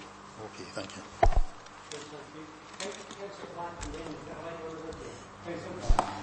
Thank you, Provost. The way that the administration is talking, you'd actually think that this budget was a good news story, and it most certainly isn't. Over the last 10 years, we've received significant reductions in budget at local level, and we've had to make many tough choices, very difficult budgets, as you well know yourself. Local government seems to be the Scottish Government's poor relation. I'm proud of the record that the last administration had of protecting jobs and services and making sure that the most vulnerable were looked after well. And today I'm proud to be part of the Labour group, and I'm pleased that we are again making it our priority to protect social work, which is a demand-led service, making sure that the services that we provide will be the best that they can be, and that people will have choice and more opportunities. Integrated joint boards are still in their infancy. There's a long way to go, and if we want to see transformational change, we really need to ensure that they are adequately funded. So many of our young people live in flats. Some of them live in deprivation. Some have few opportunities to socialise and to try out new experiences. They need positive role models and something interesting and useful to do. This helps our young people to use their time in a more positive way and can reduce antisocial behaviour and give them the chance to have equal opportunities with their peers. And that is why we are investing more in community learning and in communities. Regarding external organisations, it's important that we preserve the small grants scheme, and we are putting more money in. It's our wish to put more money into the pot for community events. I can't understand why the administration would want to cut funding to gala days or to take a quarter of the funding from the Kirsty Bank Community Project. Very small amounts that they are given from the Council, but these cuts would have significantly adverse effects. They're just paltry amounts. I can't understand why this would happen. At a time when our Council is having a look at how well we deliver services in the future, it's crucial that we do not take away the capacity in our communities. That's why the Labour Group feels it's important to invest in them. In future years, the voluntary groups and the voluntary sector will be asked to do more. We need to prepare them and give them the best chance of success. That is why I ask you, please, take into account that 82,000 and put it aside and accept that part of our budget proposals. Provost, I commend the Labour Group's proposed budget as a good budget for very difficult times. Okay, thank you for your input, Councillor Black. There's a light on over there. It's okay. Is it Councillor Bissett? Yes. Thank you, sir. Thank you, Provost.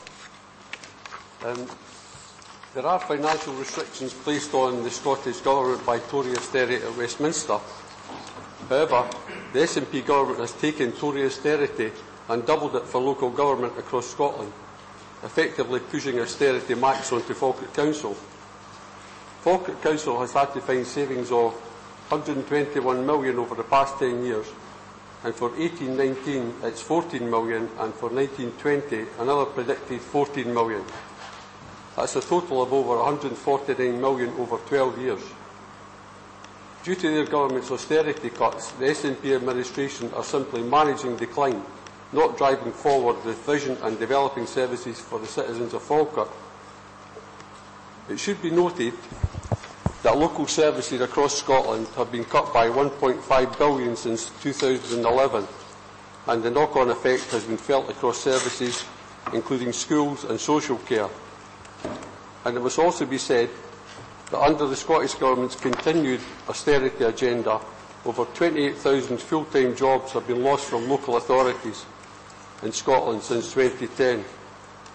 9 out of 10 austerity job losses have come from local government, 330 from Falkirk Council. I hear the SNP cry, it's Westminster's fault, but people are now wise to that mantra and now realise that for the Scottish Government it's simply a political choice to pass on austerity, not an economic one. The SNP colleagues at the Scottish Parliament have the powers to make choices, different choices from the Tories, yet refuse to do so. Derek Mackay can carry on increasing hardship to the people of Falkirk, or he can do the right thing in future and fully fund Falkirk Council to ensure the most vulnerable in our communities are protected. For it is quite evident that these SNP cuts harm our young people, our elderly and the most vulnerable. This is politically and morally unacceptable and quite clearly economically unnecessary. It is an appalling indictment on the social integrity of any party when not even soup kitchens escape their austerity agenda. The SNP have agreed cuts to the Salvation Army funding that is for a soup kitchen that in over 5 years has provided 55,312 meals, and in 2016-17 alone provided 11,111 meals, an average of 44 meals a day. These meals are a lifeline for individuals who are at the lowest point of their lives, and I find it quite astonishing that the SNP will take £7,310 of valuable life-saving funding away from this vital service. The SNP will say that this service will continue to be delivered by other providers, and that's my point. The SNP administration won't be contributing to this vital service.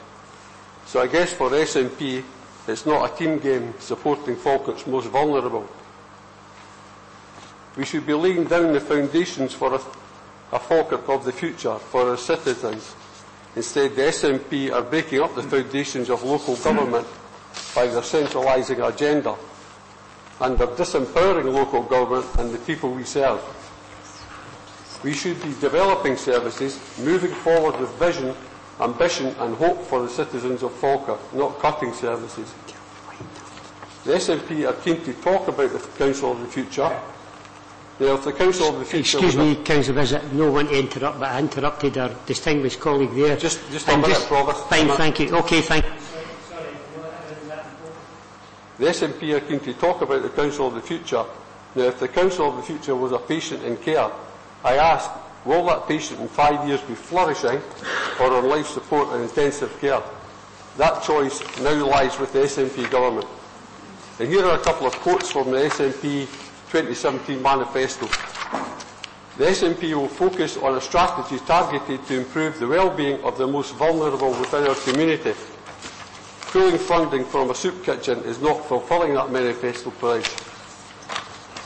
And the second pledge from the manifesto was to work more collaboratively with partners and other agencies to support those with physical and learning disabilities. Closing Beansford and Cameron Disabled Centres is not fulfilling that manifesto pledge. And in conclusion, Provost, this SNP austerity budget, driven directly by the SNP government cuts, can hardly be called being stronger for Falkirk, can it? Thank you. Okay, thank you for your input, sir. I think I'm looking over here. Nobody, we're going to... Is there a light there? And then I think... Sorry. There's... Yes. Provost, can I just... Mr. Councillor Bissett is obviously relatively new. You won't be aware of the fact, perhaps, that the proposal to close the Bainsford Centre and the Cameron Centre came from the previous Labour Conservative administration. We agreed with it because, as we've heard from the Leader of the Council today, what's been put in its place to supplement the daycare places that will be available in the traditional model, to supplement that will be a more appropriate service for younger people in particular with learning difficulties. And we supported that proposal from Labour. I hear very much, again, the attack on the SNP government. But look where Labour are in power just now. We find in Scotland, I was just checking up the other night, the 33% of the Scottish Parliament's budget goes to local government. Labour are in power in Wales, where the figure in Wales is 29%. So Labour in opposition says something different from Labour in administration. And we can take with a huge pinch of salt the comments that with regards to for example, the people getting wise to that. And I would point to the most recent precedent, that being the Bonnybridge by-election, where you were the third horse in a two-horse race. Also, when we look at the proposals that have come forward, the fees and charges for cremations and burials, we look at the increases over the last 3 years, for example, when your colleagues were in power, and we see that they're significantly more than 5% per year. The reason for that was given to us is that we're looking to equalise our prices, our charges with the authorities round about, and that was why we saw significant increases in burial and cremation charges.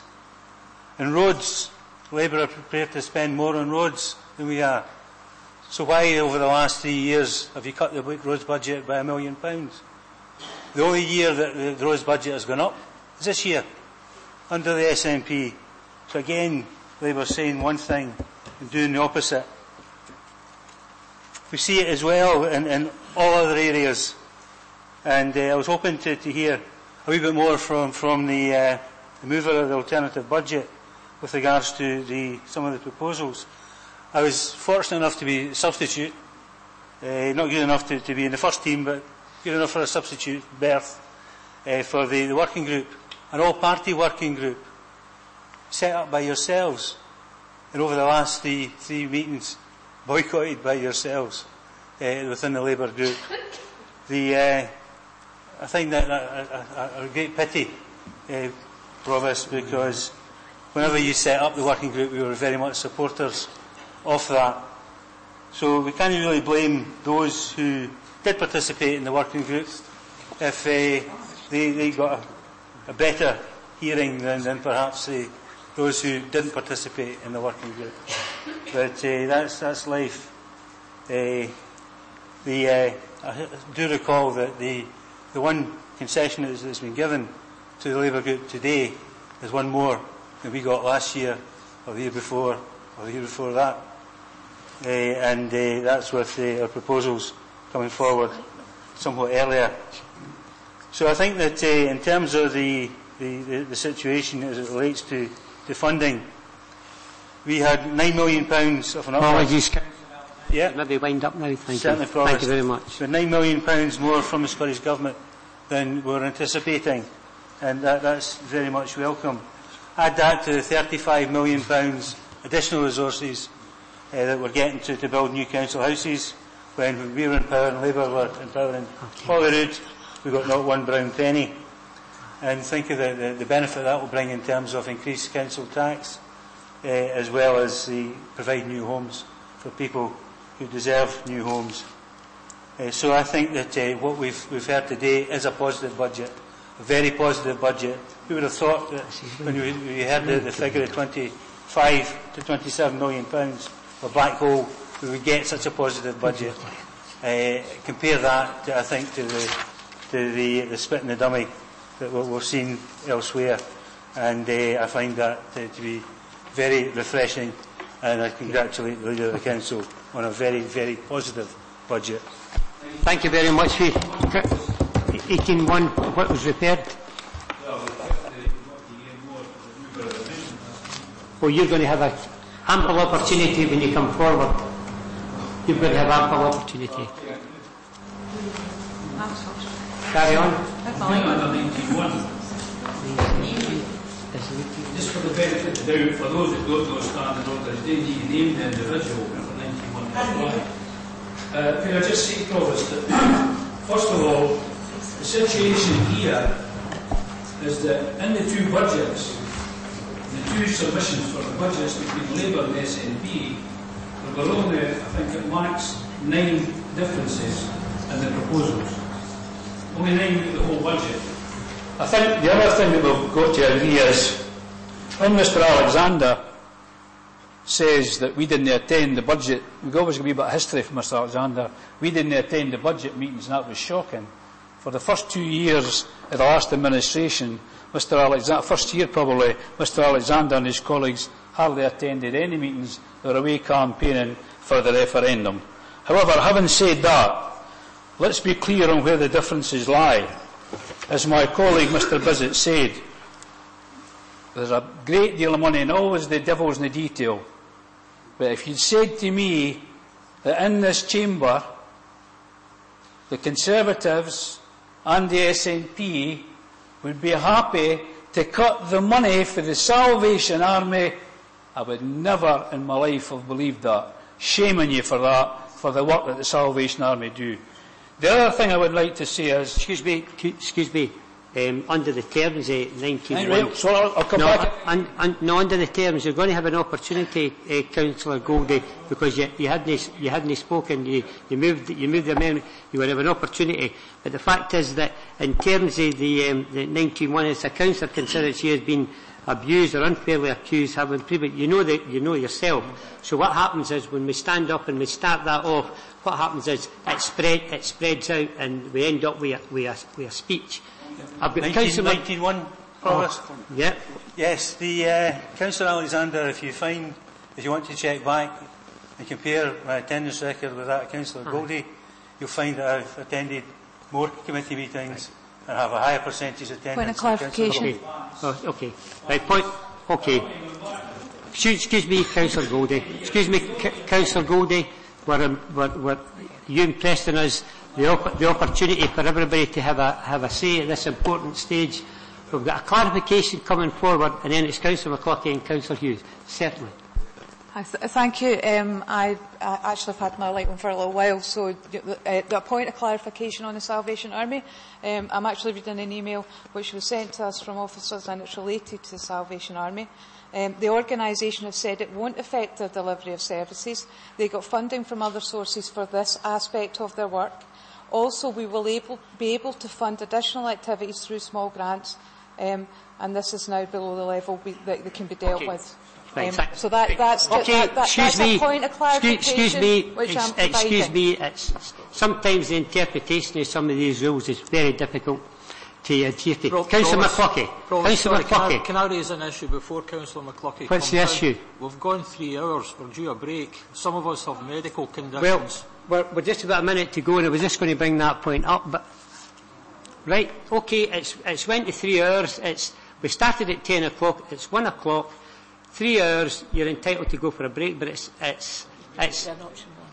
I'm the same as I suffer from something as well that I need tablets. Took the tablets when we had the break, but it's up to yourselves in relation to if you want to break just now, realising that we're still into the nitty-gritty of this important issue. We've already heard about the problems with and if you look out there, you'll see yourself. So I'm in your hands. I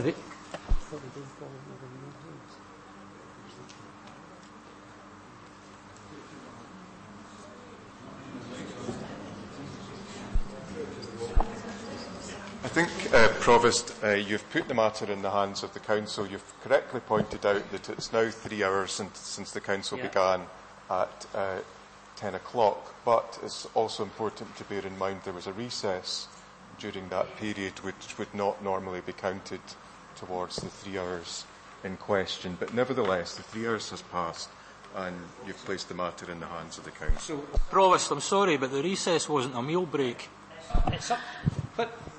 But Mr Moody has stated quite clearly, I put it to you, it's up to you to take the decision. Provost, yep. Can I come in here?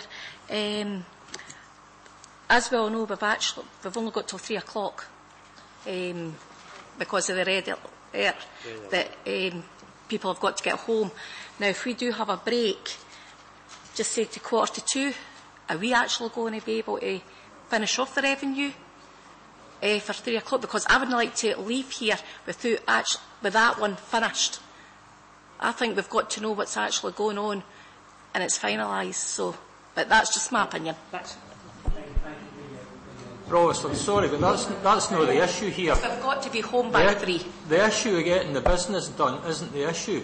It's the health and safety and well-being of the elected members that are sitting here today. Can I say that it's not the first time that I've said exactly the same? So I put it in your hands. Do you want a break? Mr Moody, would it have to go to a vote if there was dissension for some parts? Just on checking the standing order again, Provost, the matter is in your hands. It's a power to the Provost. But you would be entitled to seek the view of the Council on it, and I think that's what you're doing in placing it in the hands of the Council. Provost, before moving to any vote, I think we would like to hear from you how long you would propose the recess to be, because whilst I may be happy with a 15-minute recess, I certainly wouldn't be happy with a 45-minute recess, to allow councillors such as Councillor Nimmo to take whatever he needs to take. So I'm waiting to hear what the length of the recess would be.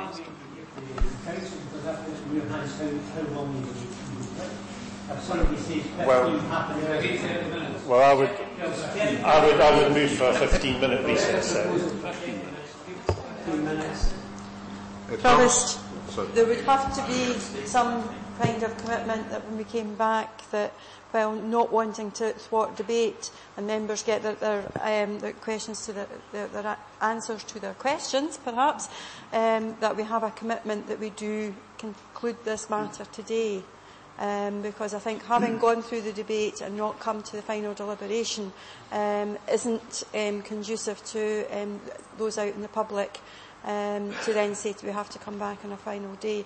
I'm sure that members could still manage to make their points and get their questions answered if they were quite focused on what they wanted to ask. As Councillor Goldie's alluded, much is in agreement. Therefore, the areas of contention have the ability to be debated in a fairly robust but timely manner.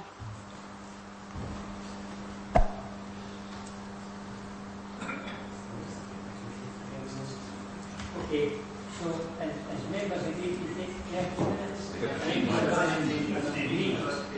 Provost, excuse me, I wonder if I could ask if there's a compromise available. I do think we do have to approve the whole of the revenue budget. Is that correct? We can't approve parts of it to let the Chief Financial Officer continue. The leader of the council stated that actually went to see this concluded today, and it was a commitment to me, but obviously that was in your hands as well. The situation that we're all in, and trying to find a compromise there. To try and thwart the debate. It's a very complex situation, probably unique. And well, you've got a commitment to me. I can be here as long as it takes to know how important this is. So, in terms of the break, and we can understand people that's got difficulties with medical to go themselves, and so we realise that. So I'm saying 30 minutes for a commitment to come back and on with business. To be very including in terms of the revenue budget. I would give you a suggestion for us, 30 minutes. 30 minutes isn't a big break, and then we'll get into the business stuff. Well, it's 5 minutes to deliberate that. So it's 5 past, and everybody happens to come back here at 1:30. Provost, if I could maybe come in again, what happened with the 2 o'clock cut-off that the Chief Executive mentioned to allow people to get home safely? Well, just hold on a second, we'll bring the Chief Executive in because any of our certain so-called here. Councillor Linnell has just asked in relation to what was said about the 2 o'clock situation. Are we coming back here at 1:30? We can't rush because we know how important this is to finalise the first part of this agenda. So, maybe get some advice on. Sorry, that was a question. Sorry, apologies. Councillor Linnell asked the question to the Chief Executive. Thanks, Provost. I was wondering, obviously earlier on you intimated that there'd be a 2 o'clock cut-off to allow members and staff to get home by 3. Is that a legal standing? No, it was just my advice to members that if we're abiding by the travel advice, then we shouldn't, any of us, be travelling after 3 o'clock. So the aim should be for everybody to get home by 3. Even walking, I could be home in half an hour or less, but some members go much further than me. So I think, the 2 o'clock was just a suggestion that would give us all ample time to get home. I think we could go a wee bit beyond 2, but I think we should be aiming to leave in ample time for people to be able to get home safely. We've just picked up something that said ScotRail is going to cancel trains from 2 o'clock, but I don't think any of us are relying on trains, so we are probably relying on either cars or... Officers can always stay over again tonight. They might be here for a while, right enough, but trains will be potentially, it's not been confirmed, but potentially stopping at 2. So it's 5 past, so we come back here and reconvene at 1:30, and then we carry on with the business. Okay, thanks everybody. Okay, we go there. Okay, we're still waiting on Councillor Aitchison, but I think we'll get started. Okay, he's just coming. So, first of all, just to let you know that it's obvious that we're not going to have an opportunity to discuss the 3-year General Fund Capital Programme. So I think what's going to happen is that will be put on as an item on the agenda for the next council meeting, which will be the 7th of March. Everybody okay with that one? Thank you. Here's Councillor Aitchison coming, and we'll get him in his seat and we'll get started. I've got a wee list. My Deputy Provost has given me a wee list of lights. Councillor McCluckey's next. Now, obviously, you can see for yourself that the weather is getting really bad. We're going to hopefully try and get a decision on this for 2 o'clock. And I would ask if members, not taking away the seriousness and the importance of this occasion, if members would sort of limit their time. I have Mr Moody now has given me a great boost here because he's bringing up on his iPad, he's given me a clock, and it's timing so that we're even across the board, and it's very helpful. So, Councillor McCluckey, if you want to come back in, we're reconvening. Thank you. Thanks, Provost. Firstly, there were points made that the road budget was cut last year. That's true. Guilty, hands up here, because I tell the truth, kind of unlike some folk. And we did, because it was either that or come off the buses. and I was ensuring it wasn't coming off the buses. That didn't stop the SNP putting leaflets round the ward claiming we cut the buses, right? Because you couldn't paint a redneck on you, you'll say anything on a leaflet. You know what I mean? So that's the truth of the subject, but we did take $1 million out of the budgets to preserve the thingies last year. So that was that. Right, anyway, as I say, the other points was, there has been points, and I can see that the argument about deer, your argument with deer very worthwhile, but as I say, why should we do it when the developers can go to buying that and argue? So these are all the points. What I can't understand today, where we're supposed to be democratic people representing groups, that we can't come and decisions have been agreed where we couldn't look at even some of the wee projects for £2,000 and £3,000. We mentioned before, one of my colleagues mentioned again the Salvation Army. Provost, you were with me last year and I went with a couple of Conservative councillors up to support that soup kitchen. And we say it's a grand work it's done. But folk couldn't go even consider it today for £7,000 to maintain their budget. We look at the power station in my ward, £1,400. They went and put a thing saying that could mean life or death to them. And a report just no long ago. But we can't go and support them for the £1,400. We've got members here, Councillor Kerr, you've agreed to go and cut £1,400. We had agreement there, sitting there, 100,000 for floor beds. Yeah, that's fine, because we were saying that, wasn't me, it was the rest of the group was saying keep the floor beds. But fine, that was agreement, and it's a democratic group that we're in. But we can agree on 100,000 because the Conservatives agree on it. But we can't look at the wee community group in West Quarter and Reading for getting £2,200 cut. And nobody's going to sit there and say, we can't give that lip service or get even consideration. We're coming home today, we say, right, I fell into the snow now and I've got to tell there's cars broken down between here and Sloman, so I didn't kind of get home. But we're going to take the fire and rescue for their safety thing, £2,000 off them. £1,200. We might need them in an hour's time when we're on the road home to get in. So they folk. So as I say, it's gala days, £3,000. We were actually putting money into gala days, but we can maintain the fair day.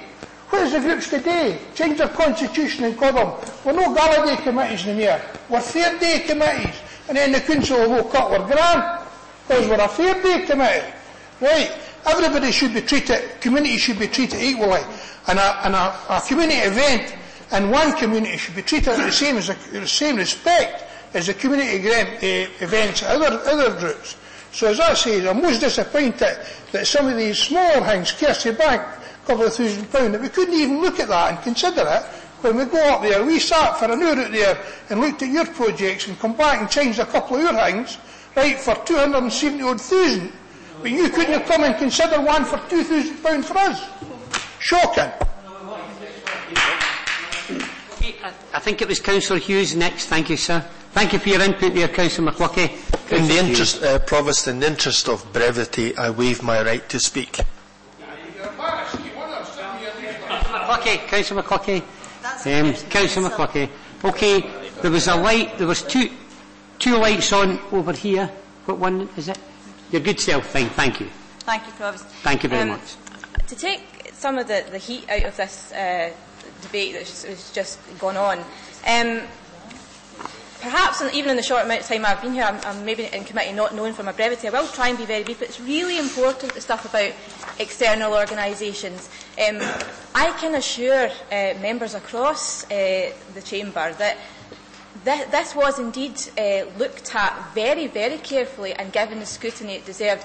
When these organisations came to scrutiny with their monitoring report, they all gave an assessment about what they could absorb, and this was absolutely taken into consideration in the proposals that are put forward.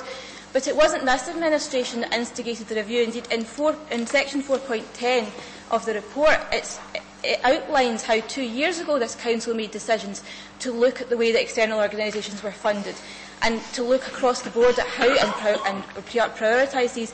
And this has absolutely been encompassed in the proposals that have come forward. So each and every one of those proposals, and indeed it's just worth stating that although the Labour Group have come forward with an amendment to increase the amount on community projects, in 13-14 the Small Grants Fund was £155,000.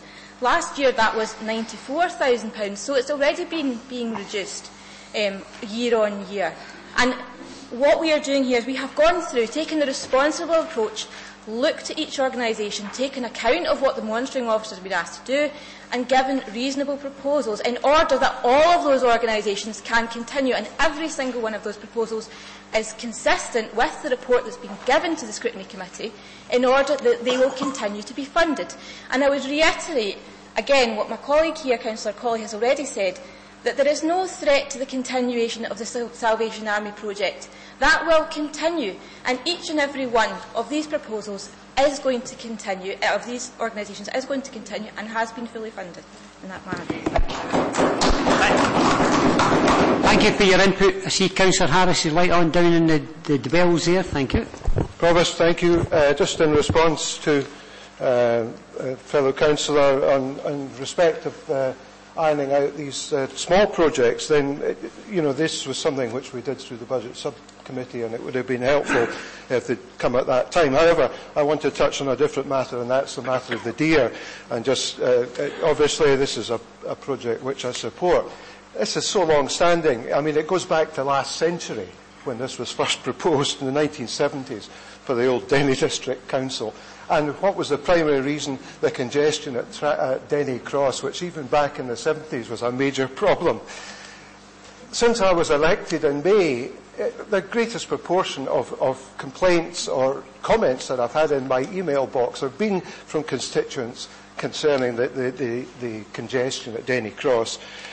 Moving on, 2003, the Falkirk Council did introduce the deer, and that's when the acronym first came in. And yes, it was proposed that it be done by developer contribution, with a little bit from the council building that section up to the Denny High School. The biggest single percentage of the developer contribution is that from the developer of my Dubs, over 50%, nearly 54% of it. And most of that has been built. But since then, we've not seen any progress, and yet the congestion is getting worse at Denny Cross. We've got kids being taken to the Denny High School. We've got all the new build that's on the south side of Denny, and still we've got this congestion at Denny Cross. To me, the solution has always been that the Denny Access Road be completed. I think we could wait an awful long time for the other small proportion of developers to come online, and I think it's time to grasp the nettle here, and the council getting the lending for the capital to complete the road as soon as possible has my full support, and I think the support of my colleagues on this bench, and I would just speak very much in support of that. Thank you. Just before I bring our distinguished colleague in, could maybe go back to what you're talking about in the deer, because I remember sitting in here at 9:30, 10 o'clock at night when we were looking at the local plan at the time, and the word that was mentioned in terms of the deer, and it said that my Dub at that time, because the administration during that period were against the my Dub site being granted and put in place, was because it was always stated that it was going to be and I always remember, because I wrote the words down, it was going to be the cash cow for the Denny Eastern Access Road. You're quite right, Councillor. Anybody that's in that area knows the problems associated with Denny Cross. It's been exacerbated quite greatly by the relocation of the Denny High School, and areas like my ward and the Banknote ward as well, they've got serious problems with getting to school in the morning, and we know how difficult it is. The Denny Eastern Access Road, in terms of infrastructure, is a must. But I need to ask the Director a question just when we're talking about it, as the fact is that it was stated quite clearly that the developer contributions would contribute to the greatest financial outlay for the deer. The issue is now that if we implement the programme as stated in this agenda, what is the legality? I know that Councillor Blackwood came in with a couple of questions to you earlier on, but if you could just maybe clarify for me in relation to this, in terms of the further contributions for the deer, if through this proposal that we implement the DEAR is the developers who still to pay a contribution to that. Will they still be legally bound for that? I think that it's not definitive. There are developers who have signed Section 75 agreements making an undertaking to make a contribution to this road, and there are developments that would fall to when they come to get their planning permission to sign off the same Section 75, and that's in accordance with the SPG. However, the tests that are applicable to Section 75 agreements are specified by government, but fundamentally the development requires to make a contribution to something which is missing, and in the event that the DEAR was not missing, then the ability of the Council to recover these funds, I think, becomes less likely.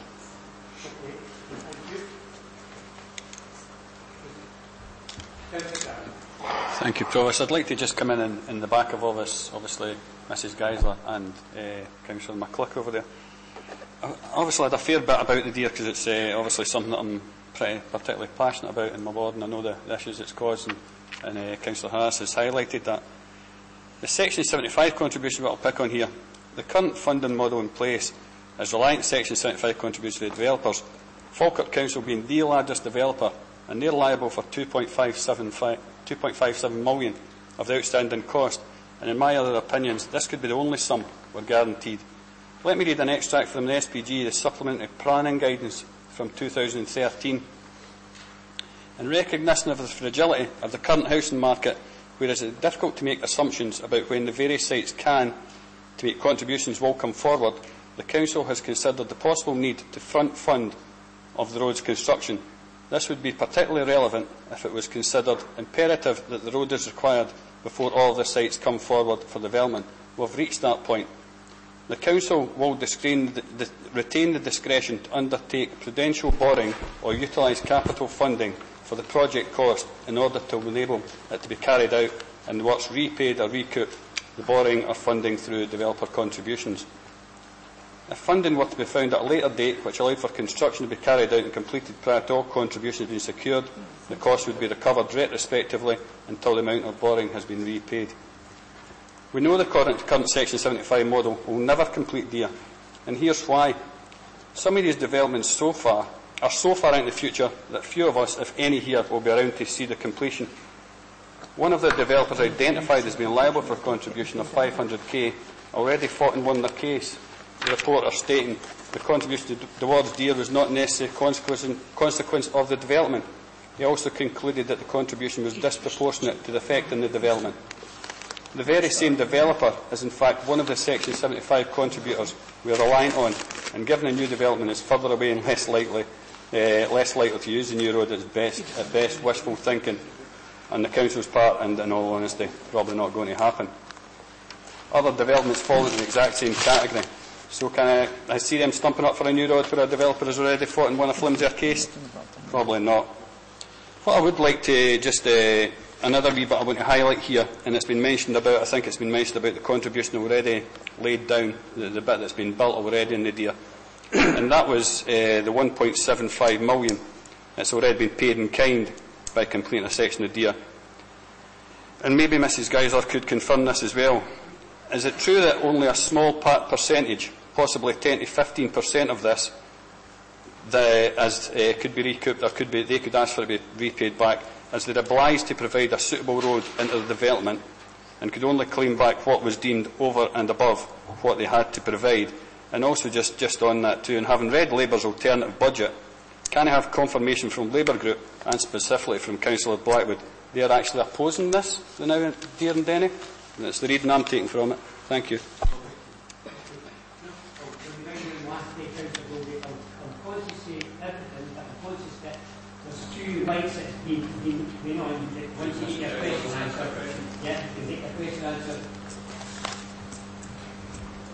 Again, it's difficult to be definitive because it would be the matter of which contributions would and would not fall to be paid pending an early completion of DEAR is something that would be dealt with by a reporter or a court.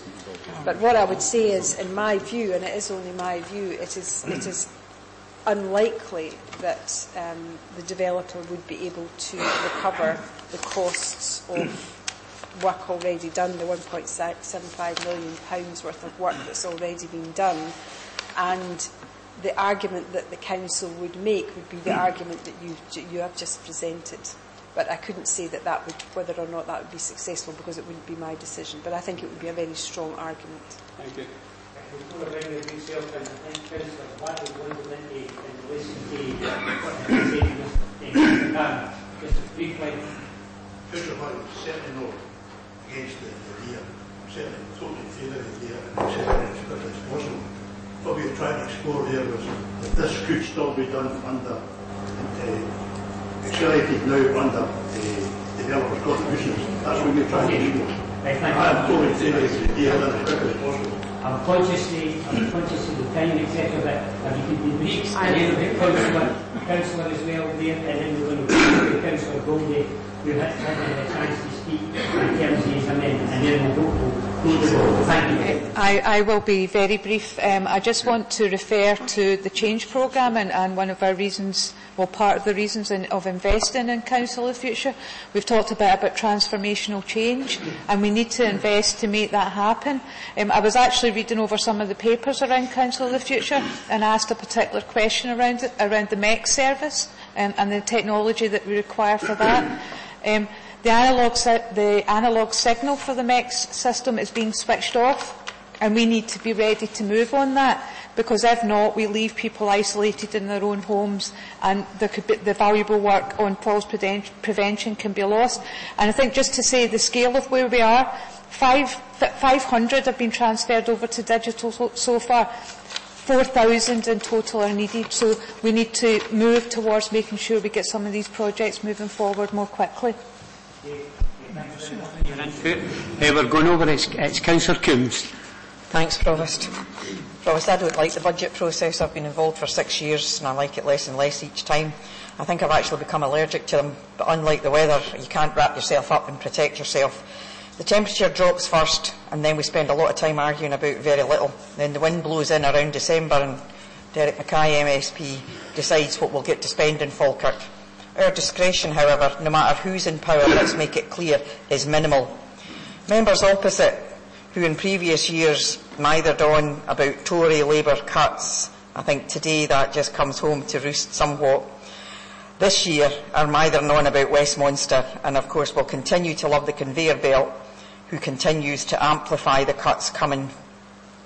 However, a little bit of protection from the weather this year. We were in the greenhouse with Patrick Harvey. Perhaps we should be sending him a card saying thanks very much for cutting our services. I'm sure that was suggested previously. We could thank him for his relative generosity, giving us shelter from the wind, and I'm sure that's helped to save many a blush on the other side of the chamber this year. I'm delighted to see, however, that the opposition have listened to their partners and agreed with them and us that the greenhouses should continue to provide the flowers across the district. But let's not kid ourselves, Provost. Many of these so-called savings are actually rebasing the efficiencies that have yet to be made. And yes, let's have a wee dip into the warm pool of reserves as well. But they are one-offs, and we cannot repeat them year after year when we're expecting even more of a beast from the east. I've never been very good at directions. Edinburgh is east of here, isn't it? Well, that brings me nicely to roads. The administration proposal to borrow money instead of waiting for their own government's planning bill. It's guaranteed to bring a frosty 40 years across the district as we pay back the borrowing to finance it. Can I ask Mr Smale where the £190,000 will come from? I mean, for instance, is that going to get top sliced off the overall budget? And again, not a finance wizard, hate budgets. Is it top sliced off the overall budget, or is it just from the roads revenue budget, the 190? Because obviously the former is going to impact, it will be across the whole budget, the whole council area, whereas if it's the latter, it will impact on the roads, the work we do on other roads. Okay, Mr. Swale, can you answer that? The debt charges for any capital investment, whether it relates to the Deer or another roads project, would fall to the relevant service budget. So in building up the overall capital charges, that would be added on to the existing capital charges from existing projects and would be built into your base budget. So once a decision is taken to progress a capital project, the repayment of the debt that naturally flows from that decision is built into the revenue budget. So your cost base goes up, and that, of course, needs to be covered as part of the overall process of balancing your revenue budget. Okay, thanks. Well, I think at this point my answer is dear, basically. Provost, when I look at the spreadsheets prepared by officers, my mind isn't on the numbers, it's on the real people behind these figures, the people that may be out of a job. And even if they are, as has been alluded to, vacant positions, the valued service is going to be withdrawn and it will never be reinstated. And yet still, the Scottish Government's Audit Commission continues to criticise us for cutting too slowly, for not grasping the nettle boldly enough. Basically, we're just not freezing quick enough. Apologies, could I maybe ask you to wind up? Thank you. I worry about the vision for local government that this implies, and have done for quite some time. The meaningless charades of choices for local communities. We give services of last resort. The squalid provision that we handle, it's like today's weather. It's very harsh and it's very cold treatment that we're giving to the people of Falkirk. It's not why I became a councillor. Thanks, Provost. Thank you very much for your input. I think if you're quite happy, Councillor Reid wanted in, and then we'll go back to Councillor Goldie to wind up and we'll go to the vote. Is everybody happy with that? Fine, thank you. Yes, it's obviously... no, I take your point, yes. Under a little bit of protest, I'll be as brief as possible because this is a very important budget proposal and we're rattling through it at some pace. I'm not ascribing blame to anyone, it's just that damn weather out there. I think the budget continues the direction in which the previous administration was going to a large extent, with the Council of the Future and all the other attributes, the dependence on giving to those who are most disadvantaged. There's a definite sense of direction there. So it was some disappointment that I heard the reaction when we asked for a recess to be treated by some of the members with contempt. I do expect it from one person who shall remain nameless, but I was surprised to hear it from others. We gave a lot of time to this. On the question of reserves, we've been criticised for using 3.6, or trying to use 3.6, so looks as though we're not going to use it now. Last year we did use 3.3. We ended up with 11.4 in the budget. So the 3.3 was perfectly manageable. This year is a one-off. There are extremes that will affect the revenue, and we will be prudent next year when it comes to putting forward our budget proposals. There was more disappointment by the fact that, again, Mr Mackay didn't give us the money to start with in his draft budget. Does that mean if there had been an SNP majority, that would have been the figure coming forward? No extra 4.6. Who knows, it's one of those pantomime things that go through at Holyrood. And speaking of Holyrood, can anyone tell me the cuts that have been made at Holyrood? Are there any? Sorry, it's rhetorical, David. It's a rhetorical question. Yeah, it's rhetorical. I thought you were actually wanting an answer. No, I thought maybe that Nicola might cut their 13 special advisors, for example. Did cut it from the period of the last First Minister? No, sorry, you're wrong when you say that. So. I was very disappointed that our extra money coming from the reserves was just on the side. I don't think it's even been mentioned. The headstone replacement is an important one. It springs from the fatal accident inquiry that just was passed. We will have to carry out work in the cemeteries, and there's no provision for it. Sorry? There's no provision for the extra money. Yeah, there's no provision for the extra money. We also decided to put much cash back into the community trust. much maligned for some reason, Community Trust. I don't understand why it comes under such criticism. You also turned down an extra 400,000 going to the IGIB budget, despite being asked by both Mr McElhone and Patricia for extra money on those 2 points. And the extra money for community, I thought, chimed with your extra money coming forward for community involvement and community empowerment. So yes, not a bad budget. I still say it's going in the same direction as we were over the last 10 years, but disappointment, both at the reaction to our proposals, and secondly the fact that you only accepted one small amendment. Thank you, Provost. Thank you very much, Provost, and I can understand what you're saying in relation to the importance of this meeting and how maybe people have been listening. I think it's just been exceptional circumstances here today, and we do apologise to everybody if they feel that they've never had enough opportunity to come forward. Right, we're going back to Councillor Goldie now, the official. Thanks for that, Provost. Could I first of all allay any suggestion that the Labour group are opposed to DEAR? I can also say to the colleague on my right, Mr Blackwood doesn't speak for the Labour group. If he wants to ask questions in the Labour group, he asks them of me. Can I say that the reason I can say in all honesty that we support DEAR is because we want to find out more fully if this money can come down for the committee that our Director of Planning or Development Services sits on a committee in Edinburgh who are deliberating whether or not to change the rules which would allow money to come back in and meet the needs of the cost of DEAR. It's as simple as that. That decision might not come too quickly, it might be a year. What will happen? Provost, I understand what his problem is. Could I just say, Provost, the situation is very clear. If that money comes forward, and I recognise it's a manifesto commitment, and I've not got a problem with people making manifesto commitments.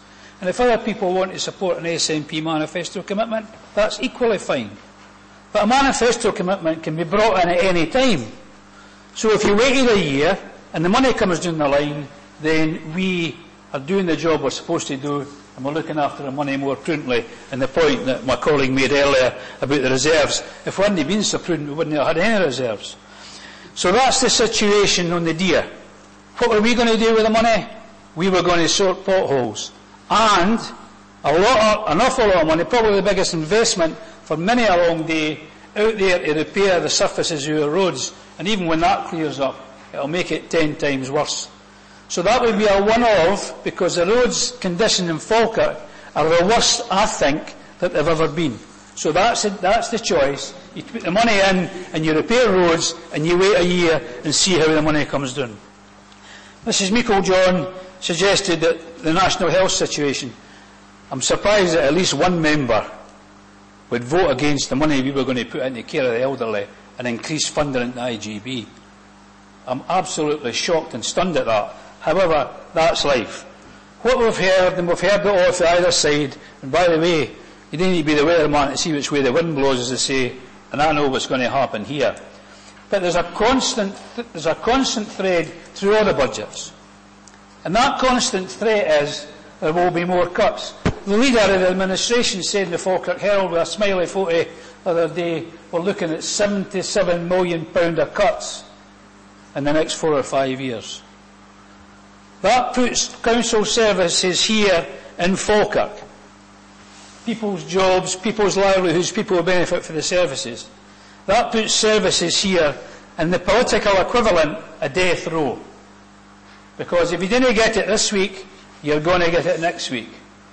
The suggestions that we made, and by the way, whilst I must apologise to the Leader of the Administration when I said that they declined our suggestion on amending the budget, we did ask an officer to pass on to you during the break that we were having, the recess, to say that we were considering this proposal, and of course the answer was, when I think of it now, we'll discuss that when they come back in. So just to allow you, we were accepting your situation in CS21, CS12, and we would move that as an amendment. But finally, the big choice here is DEAR. And bear in mind, as I say repeatedly, we are not opposed to DEAR. it's a manifesto commitment there. We didn't have a manifesto commitment in Deer. We've had when you were still at the school, we had a commitment to Deer. And we've done it all along. And my final point on this... Excuse me. Listen, it's been a very good and balanced meeting so far. Let Councillor Goldie finish. There'll be no interruptions any time of the day whatsoever.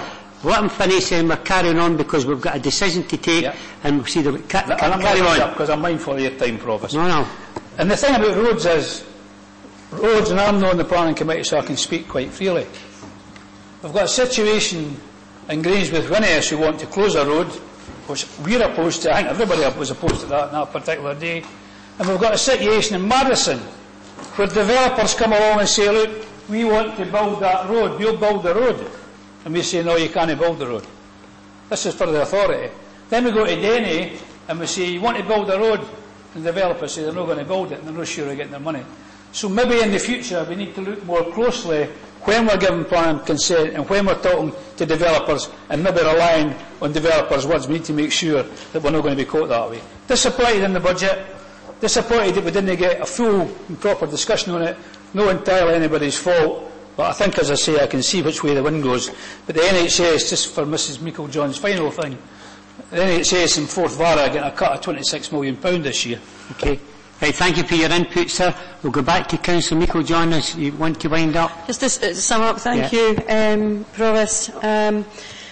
Just to address some of the points that were raised in relation to what's been said, we're going to put more money into the Integrated Joint Board. I have to say I'm surprised, I'm really surprised that this has come forward because the discussions that we've had with the officers involved have been very, very productive. The savings proposals that have been brought forward, that while challenging, they were comfortable that they could actually deliver on with being allowed to take forward the new ways of working and the new modelling. So myself and certainly Councillor Councillor Colley and indeed Alison was also involved in those discussions, and they indicated that that was achievable within their budget envelope, depending on the new ways of working coming in, which they were confident they could do over the next financial year. So I'm really surprised on that. Headstone, there's work ongoing within development services at this moment in time, and there is work actually going to secure headstones where no families are able to be contacted in relation to that, and that's an ongoing rolling programme. In relation to Deer has so many advantages in being finished. It unlocks a number of housing sites, encourages both the private sector and ourselves as one of the site owners to look at further development. And believe it or not, that further development can indeed create a revenue stream that could address the outstanding borrowing that is there through council tax, etc. So economically there's a case for that. Environmentally, improving the congestion in Denny Town Centre would be a tremendous benefit, and in doing all of that we create a much better environment for those that live, work and have to travel through that particular area. Scottish Government, it has a pot of money, it has to spread it round, and if anybody would like a more difficult job than a council budget, a government's job, it would be even more difficult in trying to balance that out and setting the priorities. And perhaps you might want to say what priorities you would want to cut in the Scottish Government. Minority governments, just like minority councils, have to work together much more collaboratively. And yes, I do firmly believe that had it been an SNP majority within Edinburgh, then we would have had that additional money. But knowing that there was going to have to be some discussions around how a budget could be procured, they looked to partners that are like-minded, and that was how those negotiations come about. Similarly, today we gave consideration to all the amendments, and we did take that hour to give consideration to the amendments that were put forward. We looked at them in detail and felt that we actually had a much better proposal within hours. Other thing I would just say, just remind people of PFI that we're still paying for. That wasn't an SNP initiative, that was a Labour initiative, and it was one that we are paying for year on year.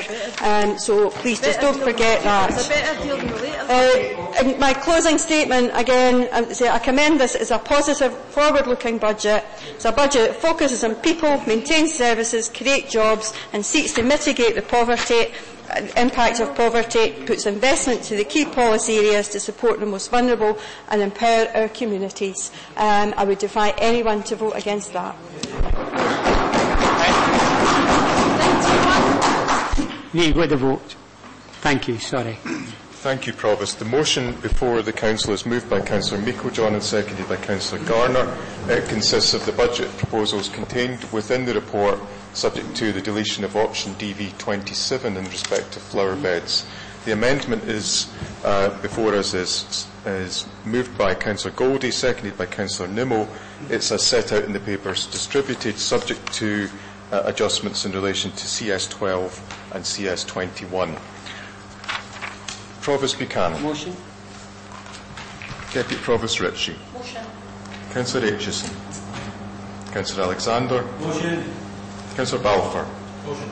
Councillor Binney. Motion. Councillor Bissett. Councillor Black. Councillor Blackwood. Councillor Bowes. Motion. Councillor Coleman. Motion. Councillor Colley. Motion. Councillor Coombs. Councillor Flynn. Motion. Councillor Garner. Motion. Councillor Goldie. Councillor Grant. Motion. Councillor Harris. Motion. Councillor Hughes. Motion. Councillor Kerr. Motion. Councillor McHugh. Motion. Councillor McCluckie. Councillor Meiklejohn. Councillor Monroe. Councillor Murtagh. Councillor Nicholl. Councillor Nimmo. Councillor Patrick. Councillor Reid. Councillor Spears. For the motion.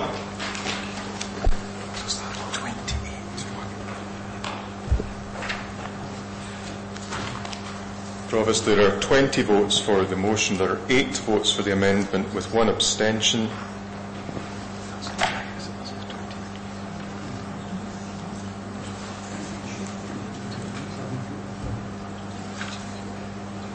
So there's 9. 7, no, it's 21. 2, 3, 4, 5, 6, 7, 8. Provost, I beg your pardon. The numbers are in fact 21 for the motion, 8 for the amendment with 1 abstention, and the motion is carried. Okay, thank you. That brings us to an end. Could I just say this? Have a safe journey home and just watch yourselves on those roads. Other than that, I'd like to thank you very much for your time and consideration, and once again apologies if everything seemed to be rushed, but it's just been the circumstances. Provost, just keep them, yeah? I keep your papers because obviously they'll be new. Yeah, thank you.